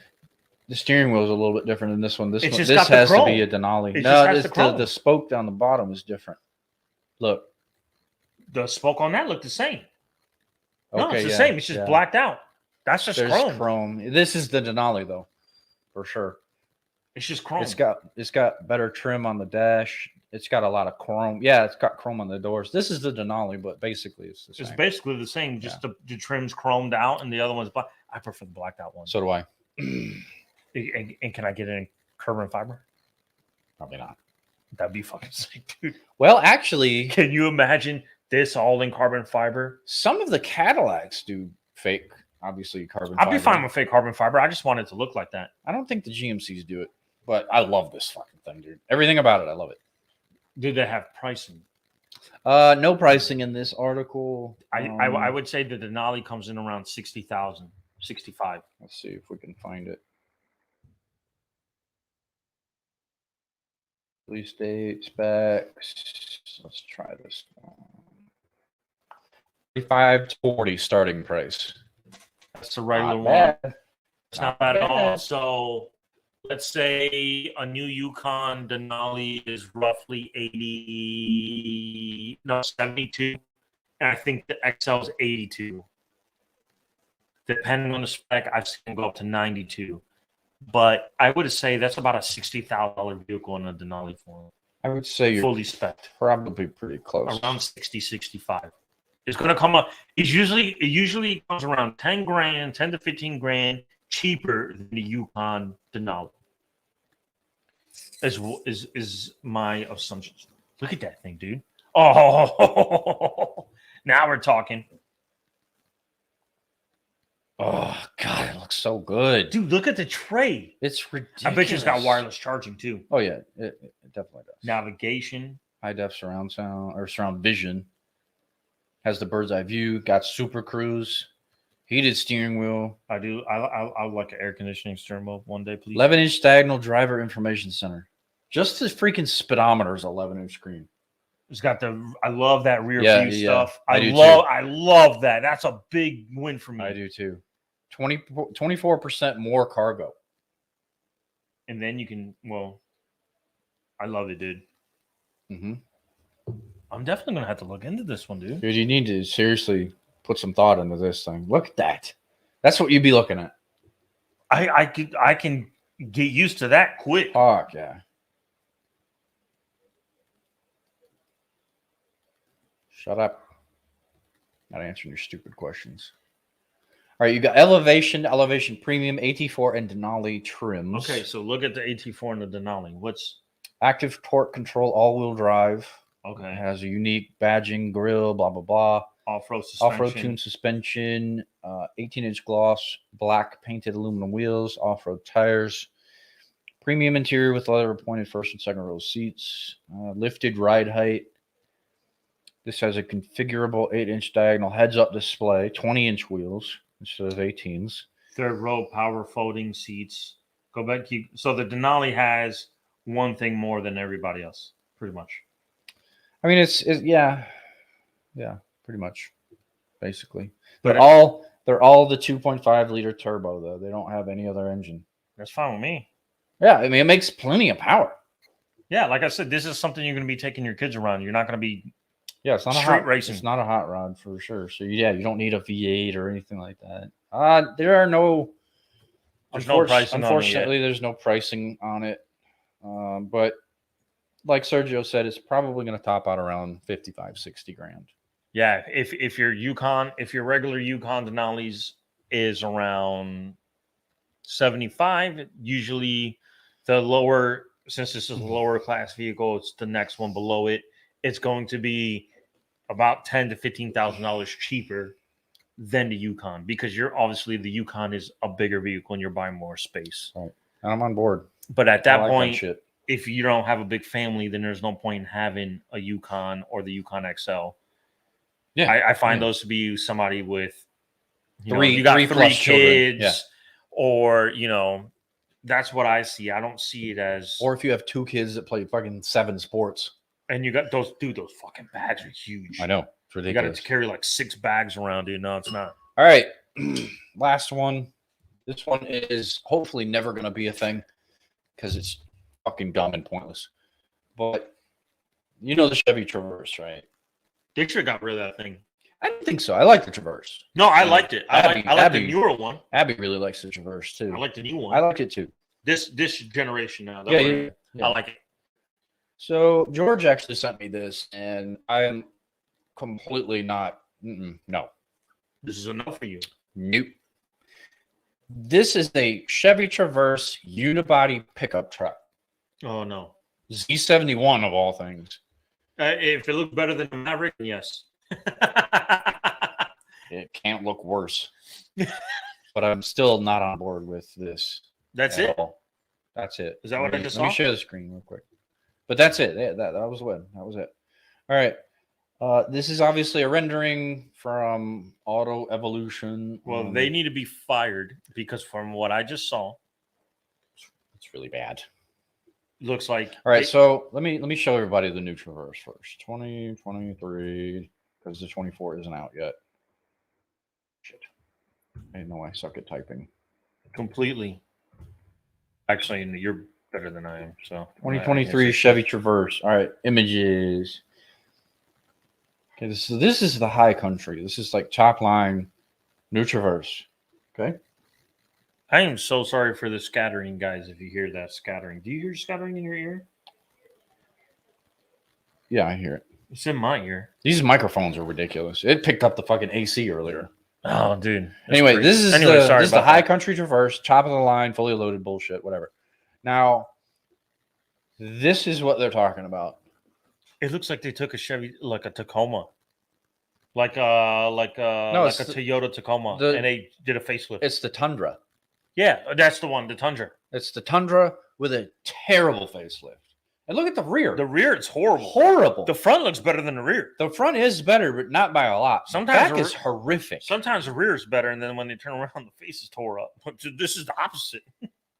This is fucking cool. This sucks.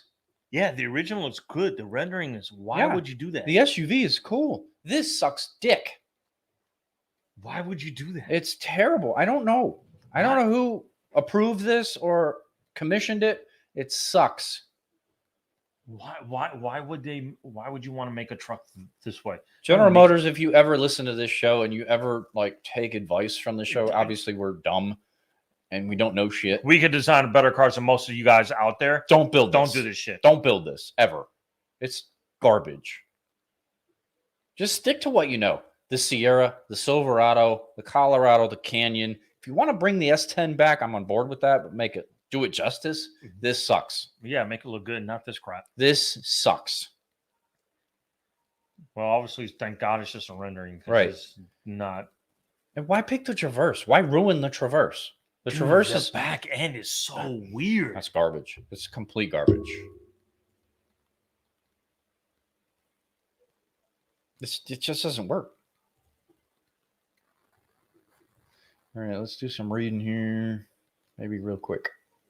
Probably not though. It's not a unibody. It looks like it's built on a. It's got a separate bed. This is definitely not a unibody. On the Chevy Sierra frame. This is a full-size truck. So yeah, it's definitely not unibody. I just don't like it. There's nothing about it I like. We're not going to dwell on it. It sucks. I hate it. There's nothing about it I like. Don't ever build that truck. Please don't. Okay, so we only have about 30 more minutes, so I'm going to give you a choice. All right, what do we got? Cheapest new cars, discontinued cars, 10 new mid-engine cars. It's going to be hard, man. 3 good lists. I don't know the cheapest cars. I think the cheapest cars, man. Because I think the way the market's going now, I think people are going to have a serious amount of options. I think we should talk about cheap cars. For cars, because the market's getting out of hand with these new vehicles and how much their pricing is and all that stuff. 100%. So, But I think my biggest gripe with this list is going to be, I'm not going to like any of this shit. No, you're not going to, but I want you to go into it thinking of a price point of the reason why they're cheap cars, of this is what I can afford, so this is what I'm looking at.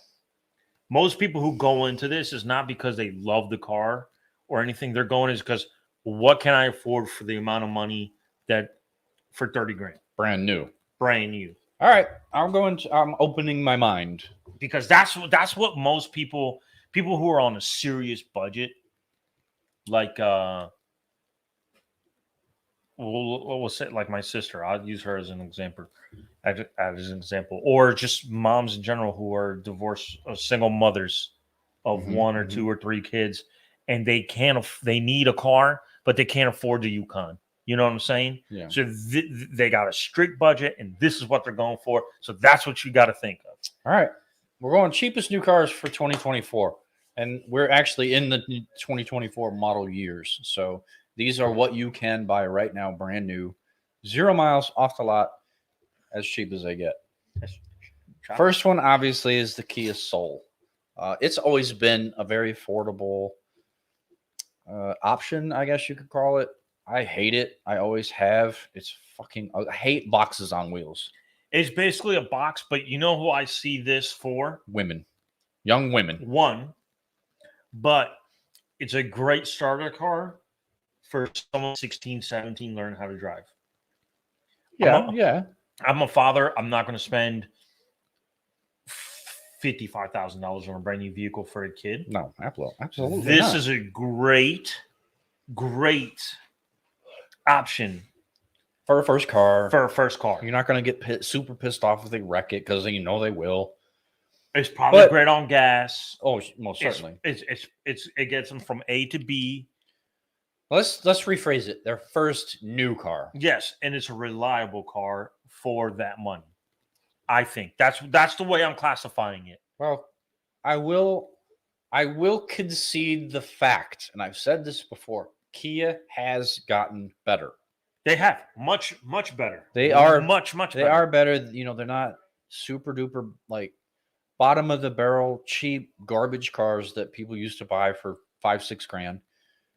They have all of or most of the most up-to-date technology. This thing has an 8-inch screen. It has a six speaker audio. It has Android Auto and Apple CarPlay, automatic headlights, cruise, blah blah blah blah blah. And it starts at just under 20 grand. That's perfect car for a 16-year-old. So yeah, I mean it's for if this is what you're looking for, it's a good starting point. Yeah, great. And it doesn't even top out at much. That 25 for Not the even 20, EX for the yeah. top of the line. That's not bad. Yeah, not even 25 grand for a top line box. 27 miles. 27 mpg. That's decent. Well, no, 35 on the highway in the city. Yeah, That's there you go. good. Yeah, that's great. It's not a hot rod. It doesn't have crazy horsepower, but it'll get you where you need to go.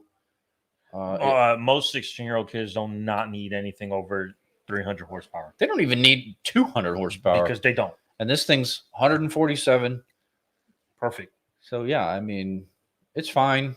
I like it. Not bad. Not bad. I don't like it, but again, it's an option. Yeah, if there's nothing that the looks, they're decent. They're okay. It's definitely better than they used to be, but it's still not what I would go with.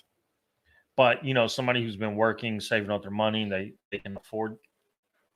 You're 16 or 17, you're buying your first car. Also, that's perfect. Shit has a warranty, a good one. Yes. So there you go. Warranty is very important. Yeah. Next one's the Kia Forte. I wasn't 100% sure they even still made this car, but they do, obviously. And why they don't have a picture, I don't know. They should have pictures of all this shit. Why don't they have pictures? What the hell? Looks like a very short list. Might be able to do a second list. Actually, isn't super long. We might be able to. All right, Kia Forte. Honestly, 19,000, not bad. All the Kias kind of look the same. Yeah, dude, it's a car version of that. Pretty much. It's a two-door. It's a two-door car version of the Soul, and it's $300 cheaper coming in. Yeah, so tops out a little bit more. Same powertrain, same engine, everything. But the GT offers a turbocharged 4-cylinder with a little bit more horsepower. Not much. So you have a few options there. Got a little juice. Yeah, you got a few options. And you can still get a manual. The Hyundai Venue, this is essentially Hyundai's version of the Soul. So fucking ugly car. That's terrible. It's terrible. I'm sorry. No, I'm actually glad there's no pictures of it because it's fucking ugly shit. I'm not super heartbroken about it either, but for the people watching, if anyone's watching, sorry, just Google it yourself if you want to. Google it. You'll be disappointed at how it looks, but not with the price. Comes in right around the Forte. They're all about the same price, 19,000. Yeah, just under 20 grand to start. And the Limited is only 23 grand. So that's I mean, it's super affordable. I'm not going to talk about a Mitsubishi because fuck Mitsubishi. Shouldn't even be a fucking company anymore. The Kia Rio 5-door. This is Kia's very, very small, super affordable car. It's their thing. It's what they go against Mitsubishi Mirage. I mean, yeah, I guess. Basically. It's a 5-door wagon. So if you need a little bit of extra space, there you go. It's only got one trim level, one price, and done. $17,690. So yeah, you don't get much choice. Not bad, really. But I mean, if you're just looking for a bottom barrel, reliable car, there you go. Kia fucking Rio. The next one's going to be Kia Rio. Same thing. 16,000. This is the sedan version. You should have been the Kia list, dude. Even cheaper, no doubt. The Korean list. The Korean list.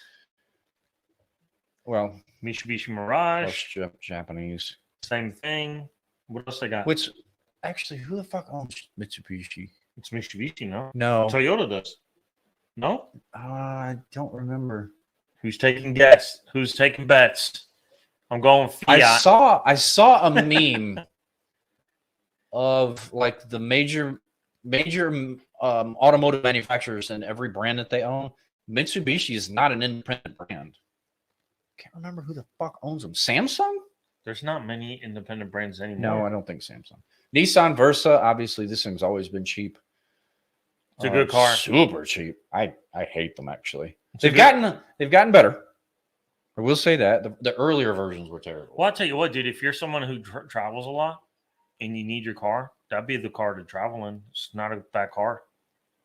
Well, they have gotten a little bit bigger, and I'm sure they get great gas mileage. Yeah, it's cheap. You can still get a 5-speed manual. So yeah, I mean, okay, that's that list. That list sucked, dick. It's basically just Kias, dude. I mean, I like it. Korean and Japanese. So there you go. If you guys are looking for cars for your kids, there you go. I mean, essentially, that's what that list was Let's for. go mid-engines. Mid-engine. Cars. All right, we're gonna go mid-engine. We ain't gotta think about this one. Let's go there. No doubt. All right, so these are mid-engine cars coming up for the next 2 model years, 2024, 2025. I already like what I see. And it's 10. So we'll see what we have coming here. All right, okay, we're starting off strong. Corvette E-Ray. The hybrid Corvette. First ever hybrid Corvette, might I add. So it's gonna have the V8. It's gonna have plus the electric technology. Yeah, it'll have the 6.2 from the regular, and it'll have one motor for the front 2 wheels. Look at that. 6.2 liter LT2 V8. Yeah. Permanent magnet. Synchronous. I was not going to try to say that No. word. Thank you. Synchronous AC motor. And essentially, it's going to make the Corvette, for the very first time, all-wheel drive. That's fucking cool. Yeah, it really is. You know, I'm against going all electric, but I like this. This is pretty cool. Also, you can run this thing on battery power only, making it the first front-wheel drive Corvette. For like, what, 30 miles? It's not much. But that's still pretty cool, though. Yeah. It'll actually do electric power only, and it'll be front-wheel drive. Does a quarter mile in 10.5 seconds. It's faster than the Stingray or the Z06 in the quarter mile. 180 miles an hour. Because it's all-wheel drive. 62.5. Yeah. It's faster than the Z06 in the quarter mile because it's all-wheel drive. Wow, dude, I like that. Yeah. The electric motor adds 160 horsepower, which is actually a lot more than most hybrid, like this type vehicle. Yeah. They typically don't add that much horsepower. That's not bad, dude. I like it. Yeah, I agree. And the price isn't terrible. $102,900. No. It's cheaper than the Z06. Yeah. Z06, It's not bad. Z06 comes in at 106. It's not bad. So it's not bad. I still prefer the Z06, though. Me too. That 5.5 liter flat plane. Oh, thing boy, the way she screams. That thing screams. Boy, she screams. Shit. She be screaming. Aston Martin Valhalla. $800,000 estimation. We all know that's going to be about $1 million car minimum. More than likely, yes, because it is a hybrid assisted twin turbo 4-liter V8 with nearly 1,000 horsepower and almost 750 foot-pounds of torque. Hey, son. Yo, bro. I don't like it as much as the Valkyrie, obviously, but that's a completely different animal. The Valkyrie is a different beast, though. The They're on different levels. They're on different levels, bro. You know what I love about what Aston did? They brought you 2 phenomenal vehicles, masterpieces, underneath one name that serve 2 completely different purposes. That's a perfect way to put it. Perfect way to put it. And I love the fact that every Aston Martin car has a name that starts with a V. It's perfection. I just love the consistency, the continuity in their naming scheme. Valkyrie, Valhalla, Vantage, Vanquish. I love it. Listen, dude, I believe that most manufacturers should look at what Aston does. Yeah. And learn from them because they build masterpieces. They build artwork. They build masterpieces. They sculpt artwork that you can drive on the road. Yes, you got the Valkyrie, you got the Valhalla. They're both amazing, but they serve 2 different purposes, and they're both perfection. Yeah, for what they're built for, they are absolutely perfect. And it's ridiculous. It's ridiculous. Yeah. Completely ridiculous. Aston Martin Vanquish, Another one, 300 grand. This is their GT car. Their flagship GT car, really. No, it really is. Yeah. It's got the V12 engine in it. Yeah. I mean, you have the DB12, but the Vanquish is where it's at. When it comes to Aston Martin GT cars, the Vanquish is where it's at. The Vanquish is front engine, V12, 2 seats. It's a 2+2. Balls out. The Vanquish is 2+2? It's 2+2. Are you sure? Yeah. Look it up. Go ahead. Pull up a picture. I believe it's 2+2. Not the Rapide or the Vanquish right there. I believe it's got. Look at that thing, dude. They call it a Super Grand Touring. I know it's got 2 seats in the back. 2-door luxury. look at interior, not insurance. Yeah, you're gonna need insurance for that shit. I can't afford the insurance on the fucking thing. Oh, it's probably like $400. Oh, it is a Yeah, 2+2. it's 2+2. All right, there you go. So was there? It's a waste of fucking time. So was the other Vanquish? The not the Vanquish. That's the Vanquish. That's the other one. You're talking about the Super Leggera 707 or whatever? No, that one's Or the perfection. the DB12? The DB12. I think they're all 2+2 conversion. But they're useless. I know the Vantage is a 2-seat The Vantage, car. Exactly. Yeah, that's the one I was thinking. That's certainly a 2-seat car. All right, well, a lot of GTs are 2+2s, but I think it's useless. Dude, it is. It's absolutely useless. It's just like my Camaro. It was a fucking waste of time. But dude, they're perfect for golf clubs and tennis rackets. Yeah, you throw a bag back there, maybe. Just saying. Maybe a 2-year-old. Whatever. The Lamborghini. Not even that. A car seat ain't gonna fit in that shit. That's true. The Lamborghini Rivuelto. That is the Aventador's successor, the big Lamborghini, obviously at $900,000. And I want to tell you something. I love everything about this thing, and it's a hybrid too. Well, so do I. It still has the V12, which I love. It's 1,000 and it has horsepower, though. 3 electric motors. It's 1,001 horsepower. Yeah, it's ridiculous, dude. I love this thing. The most powerful Lamborghini, by far, factory built Lamborghini that they've ever done. You know what I look forward to? And the car looks phenomenal. Oh, you know what I look forward to? DDE ball. They have an allocation for one. I'm sure they do, dude. I cannot wait to see the shit that they put that thing through, because they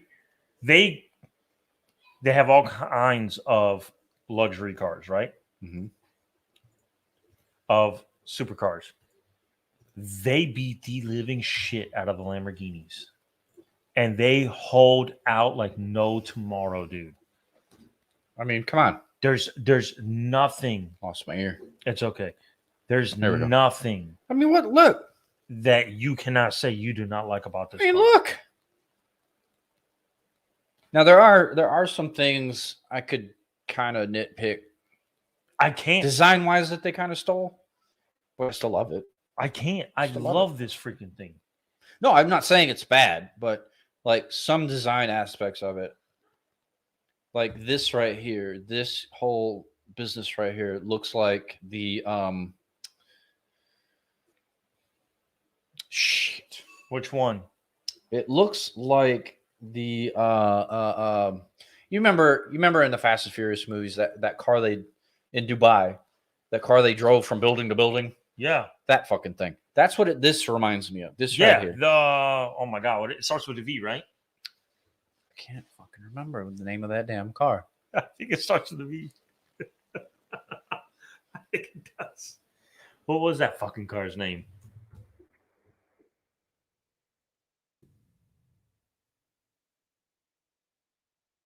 W Motors is the name of it. The company, anyway. The Vulcan. The Vulcan. I knew it started with a V. Son of a bitch. Yes, the Vulcan. It sort of does. Yeah. That's what it reminds me of. That one part, that reminds me of the Vulcan. I don't hate it. I love it. But I mean, everything else is Lamborghini, and ridiculous. I love it. I don't know where they got the name from, because typically Lamborghini names their cars after like bulls, prize bulls, like bulls or bullfighters. Yeah, Rivuelto. It's Rivato. No, it's Rivuelto. I think there's an asterisk above it. I think you're supposed to say Rivato. Whatever. Where'd the name come from? That's and what I think it is know. Based off of a bull. All right, let's do this. No, go to name. Search. Lamborghini name. Where they got that name from? Meaning. I think we looked this up, didn't we? Yeah, we did. It was like Spanish adjective that can be translated to English as messy. Upside down. No, I don't think. Go to do Lamborghini Rivalto meaning. Put the Lamborghini in front of it. And you still can't spell it. Scrambled?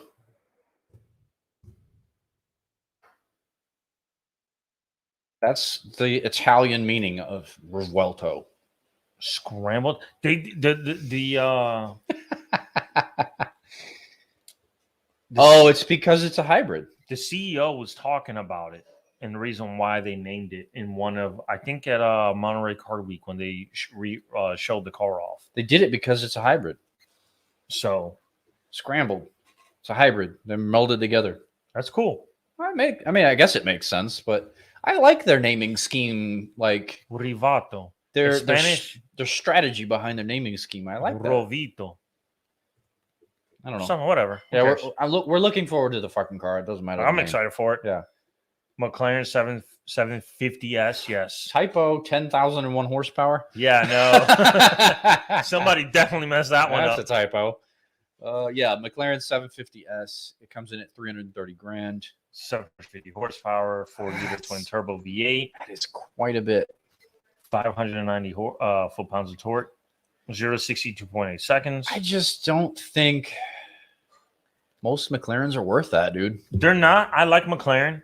I like the way they look, but it depends on what day they built it because all you hear is horror stories of how shitty they're built. Yeah. Like, Yeah. it just depends. Like these are not built the same way as the Senna or the P1. These are like your production assembly line type everyday cars. McLarens, if you want to consider them that. And yeah, yes, you're right. They're like on an assembly line. They're not like, yes, they're still hand built, but they're on an assembly line still. Yeah. And it's not like fully hand built like a Senna or. Well, they're not meticulously hand built. Exactly. Yeah. So it just depends on what car you get. Hello, Molly.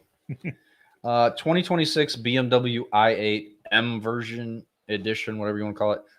I can't care less about the BMW. No. The i8 has always been an ugly ass car. And it's always been overpriced. It's always been overrated. There's nothing I like about it. I don't like it. I never have. There's nothing I like about the BMW i8. I think she likes you, bro. She's cute. She's so cute. Let's see. Bavarian Outfit has confirmed they will abandon the 3-cylinder engine. Never should have had one. And now for a turbocharged 4-cylinder? That's a mistake as well. This is a $160,000 supercar. Puts out 591 horsepower. Don't care. You know what this competes with? Okay. The Acura NSX. Boom! You just hit it. Yeah. Same power, same thing. Which one you taking? I know exactly what I'm taking. I don't even have to think about it. For sure, look-wise, Acura. I'm taking the Acura. Yeah. I'm not even thinking about it. Acura's, I think, a touch more expensive, but I'm going Acura. I'm going Acura. Because it has Honda reliability, better looks, and, yeah, right around the same power. Acura's, I think, 180, 200. I'm going Acura. Yeah. I don't even have to look at this piece of junk. For sure. Don't even need to know what it looks like. Oh, new MR2. Now, I talked about what could be the next MR2. Okay. On this shit. Let's see. New Toyota. I like the old MR2. The 90s MR2 was good. Yes, that's the one I like. I like the 90s MR2. Now, if they make it look like this, I'm on board. Oh, I'm on board, too. I am fully on board. I'm on board. But that's how it looks, but you put, like, a decent powertrain underneath it. They put a 4-cylinder twin... They can put a 4-cylinder turbocharger in there with about 500-600 horsepower. That's a beast of a car. Even if you make it a hybrid, all-wheel drive. Oh, that's a beast. Yeah. The lightness of it, 100%. and that's a true 2-seater car. Yes. I dig it. It's a small car. It'll be mid-engine. Put the electric motors in the front, make it all-wheel drive, have like 600-700 horsepower. Fucking all day. Oh, dude, I'd take that. If that's what it looks like, I'm good. No, yeah, I'm in it to win. But you're talking about an MSRP at 16 to 26 grand. It's not going to look like no, that. It's not going to have the powertrain either. No, dude, that's going to be a cheap car. It's going to be a piece of shit, and no one's going to want it. No, that's a fail. Yeah, that's bullshit. Double that MSRP, put a real powertrain under it. Fine. I'm winning. When like that, the way you say, yeah. Double the MSRP. Now you're talking about a little bit more money, but as long as the powertrain's worth it and it looks like that, all day. It'll do way better than that fucking Supra did. No. Supra's a piece of shit. Essentially a German fucking Supra. It's a BMW Z4. It's a piece of junk. Oh, now we're talking Corvette again. ZR1 and Zora. Now the ZR1 and the Zora are going to be quite a bit different. I want the ZR1. Now, yeah, I do too. The I want the ZR1 is going to have the flat plane crank, but 2 turbos attached to it. Oh, They're talking about 850 horsepower oh! for the ZR1. Wait till a tuner gets a hold of that thing. Easily over 1,000. It's going to be like Probably 1,400. 12 to 14, yeah. And Easily. that's before they actually tear down the block and bulletproof it and even go even more. Yeah. From the factory, 850 horsepower is what we're talking about for the ZR1. Now, the Zora, as I understand it, is going to be a fully electric hypercar. I don't even want to talk about this. I don't care about the hypercar. I'm not looking forward to it, but I don't know. The 4-digit horsepower we're talking about for the electric. And it will compete with the Rimac and all the other hypercars? Yeah. Okay. For probably about the same money as the Tesla. And yeah, that's a lot of car. That's actually a lot of car. Actually. And it's a good looking. It's way better than that Tesla does, look wise. And you're talking at least 1,000 horsepower, fully electric, all-wheel drive. So if you're in the market for a 2-seater convertible, why buy the Tesla? Buy the Zora. Yeah. Corvette has the name, and it's got the looks. It's got the interior. It's not built like shit plastic. I would. Yeah. I mean, why is we even talking about Tesla? Well, Tesla needs to stop making cars. Tesla is a niche market, and I'm going to go ahead and say it's a shitty one. They need to stop making cars. Their technology is in their business is in technology, not car making. These people that are forget the cars. These people that are obsessed with Teslas and will only buy Teslas, they're brain damaged. Look, I understand the company as a technology company, which I do like. Okay, bitches. But car wise, no. Why would I spend the money on that when I can get this? Why? Look at that. That's obviously not what is. It doesn't matter if it's a fraction of that. Oh yeah. Why would you even compare that to the Tesla? You can't. There's can't. no comparison to it. This sells 100% over Tesla 100 times. Why would you buy the Roadster? I hate those wheels. I take it with those wheels. I take the shit pink. I don't care. That's better than the freaking Tesla, dude. No, I agree. 100% I agree. But with the ZR1, I'm speculating, obviously. They're talking about an MSRP at 150,000 for what you're getting. It's a fucking bargain. It is. It's talking about a car. You're talking about You're talking about 850 horsepower, mid-engine, twin turbo. Compare the interior. Oh no! Compare it to other cars that make that much horsepower, mid-engine, mostly carbon fiber, most likely, and the interior. You can't. There's not much to do. I'll put it to you this way: $150,000 for 850 horsepower from America versus. No, you're gonna make it hard, ain't you? $900,000 from Italy for 1,000 horsepower. Don't forget, you got Aston in there too. You got Aston Martin. The Valkyrie's $3 million.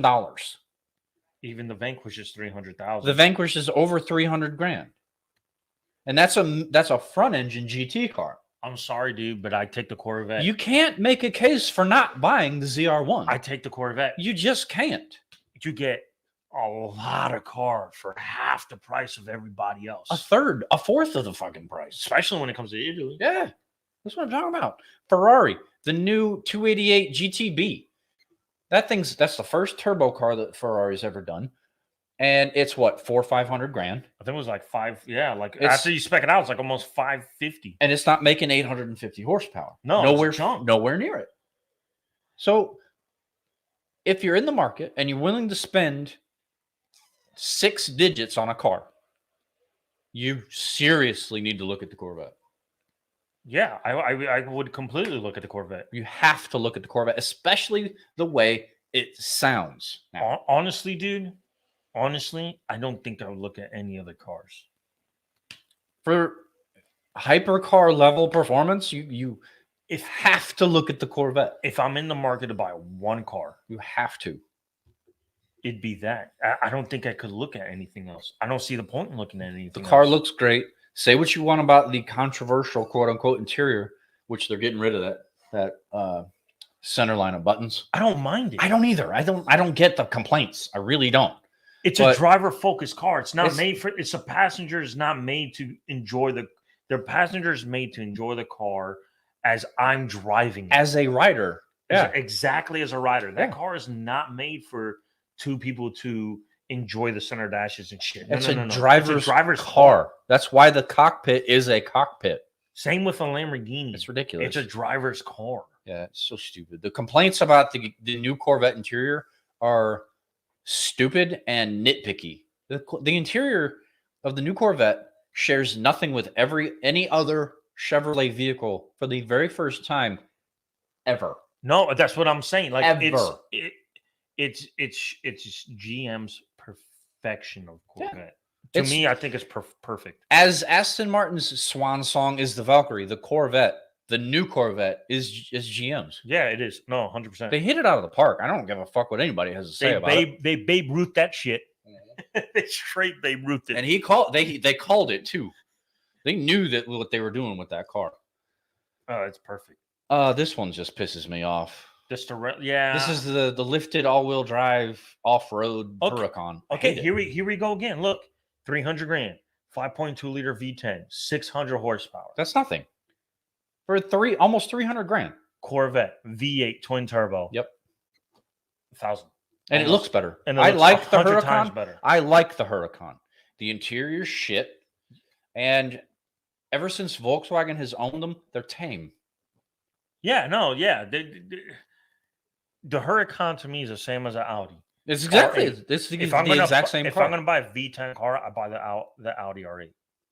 Or for that price point, I turn around and buy the Vantage because it's got a V12 in it. Yeah, yeah. It's the same power, 602 horsepower. I buy the V12. It's got a V12, and it's cheaper.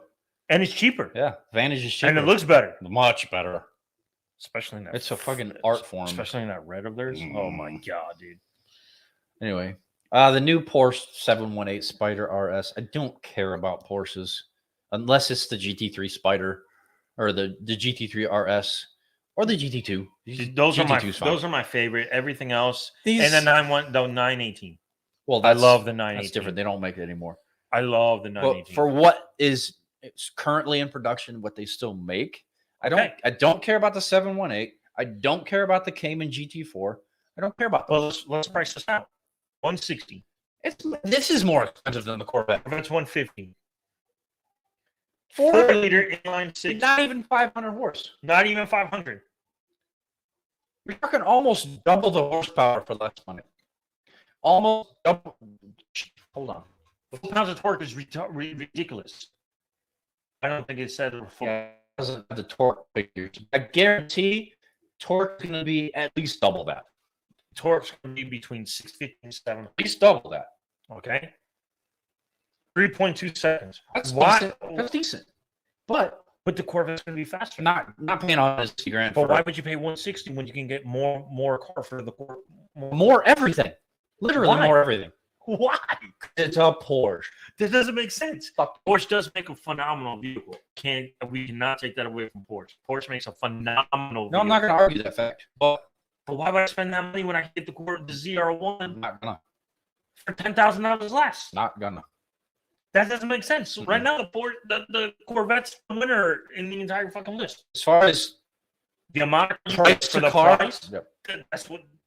There's nothing compares. You can't mess with it. You just can't.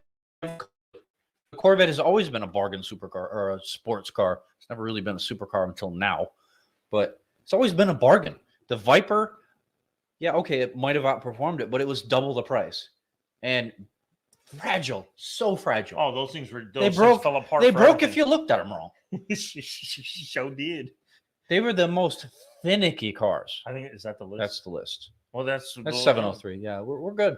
So I'm gonna hands down on that whole list for the price, for the amount of car you get, Corvette wins it easily. I'm sorry, that's me. You have to call it. Yeah, we're looking forward to a lot of those other cars. Oh, I can't wait for all those cars to come out. Yeah, but if I'm on the market for price for the car, for the amount of car I can get, right? Because I I want my money to stretch as far as I can get. I want as much bang for my buck as I can get. And you're literally a fifth of the cost of that Lamborghini with the Corvette. Corvette beats it. A fifth. When you buy Lamborghini, you're buying the Lamborghini name. Yeah, you're buying the name. You're and buying the heritage, which I love. I get it. I love it. But But again, ever since Volkswagen's owned them, dude, they're so dumbed down. that fucking Corvette is Oh, it's gonna be nasty, dude.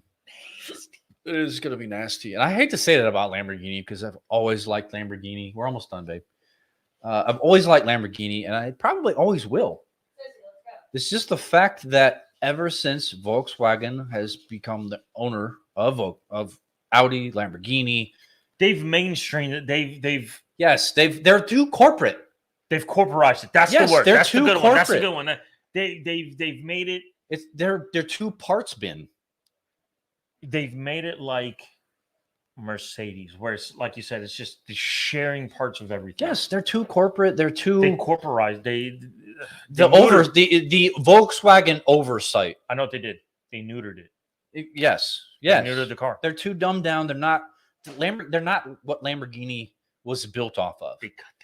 Lamborghini was built off of just being raw and raucous and ridiculous and over the top. Lamborghini was built on Horatio Lamborghini telling Enzo Ferrari to go fuck himself. My favorite part is Lamborghini started as a tractor company. Yes, they did. And they make phenomenal tractors. They do. But Horatio Lamborghini worked for a Ferrari Enzo. Yeah, that's what's crazy. And Enzo Ferrari essentially insulted Horatio Lamborghini, and Lamborghini told him to go shove it up his ass. I'm going to build my own car. And essentially, basically, that's exactly what happened. And the end result, weren't the best cars ever built, but they were some of the most beautiful cars ever built. Yeah. They built the Lamborghini. I'm drawing a blank. What, the Diablo? The Miura. The Miura was phenomenal. The Miura was what was considered the first supercar. Yeah. And it was a beautiful car. It was front engine, too. No. Was it? I don't think so. No? I don't think so. I thought it was. Could be wrong, but I don't think so. You're probably right. You know more. The Miura was great. It did look phenomenal, though. It was great. They built some questionable things in between the Miura and the Countach, but when they built the fucking Countach, You know what favorite color of mine was on the Miura? Was the orange. The orange was different, but I like that kind of lime green. The lime green looked cool, but it was like Porsche's acid green. Yeah. That Porsche's acid green, I think, is the best looking acid green. But like their green, like their orange had like a little fiery red to it. You know what I'm saying? Yeah. Miura.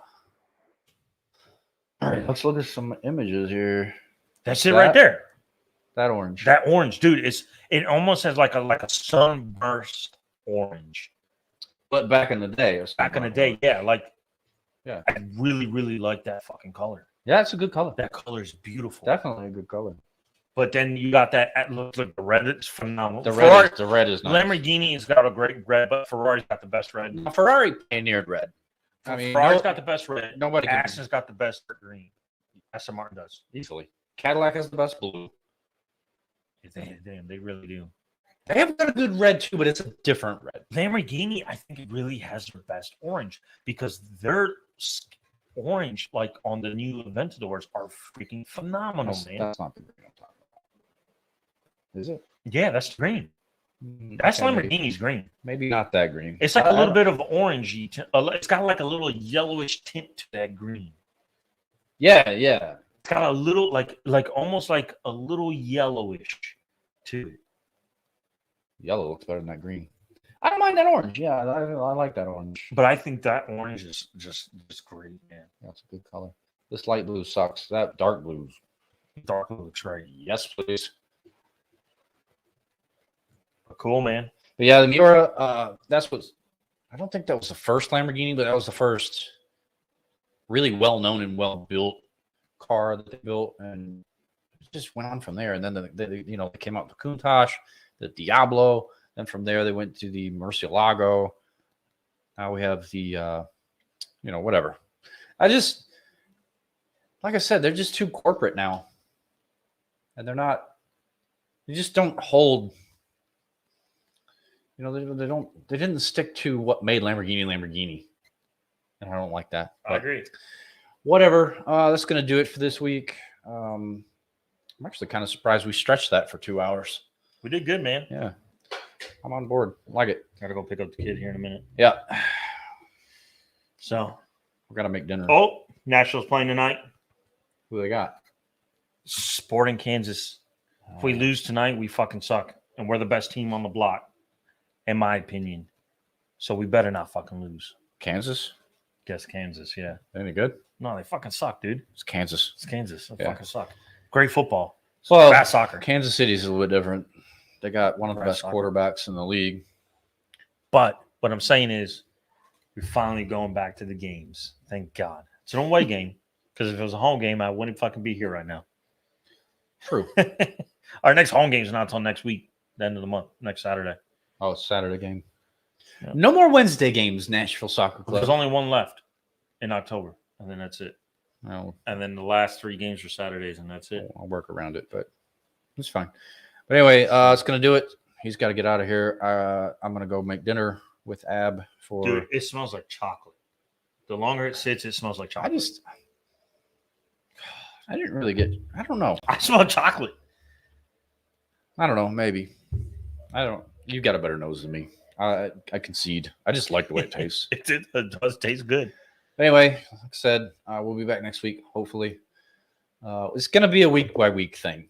Like if I can't find enough, we're just not going to do it. Sometimes it's just not enough. Yeah. And Yeah. not enough stuff out Just there. take it week by week. Definitely keep you guys updated on the whole union thing because that affects a lot more people than just Most certainly. than Every just every GM time employees. we come on, we'll update you guys. That affects people who make the seats, the parts, the delivery drivers, everything. Everything. It affects a lot of people. Even UPS isn't going to deliver parts as long as we're on strike. Yeah, I Because mean, UPS is you got is that. union You got car dealerships are going to start. They can start laying people off because there's just no cars to sell. It's going to drive the cost of vehicles up too. Yeah, so While we're on strike. a lot of stuff just it affects a lot of people Yep. than just the regular workers, but it's just something we all have to deal with until they're too greedy. I saw something. Get their shit I together. want to say yesterday. Every day we're on strike, or no, every week we're on strike. It costs GM and Ford $100 million. Yeah. So get on your shit, GM and Ford. Come off some money What's not? because you're losing money. Well, dude, they can take away from that damn CEO making that damn money. Dipshits. And Ford's CEO, Greedy ass. you're not going to go bankrupt paying your people more money. Just decrease your salary, you dipshit. I hate that shit. Oh, it'll bankrupt the company. No, you just make less money, you asshole. Yeah. Greedy fuck. Listen, dude, if you're making $1 million, your shit's not paid off. You got a problem. Yeah, if you can't live off $1 million, You got a serious I don't want to problem. hear anything.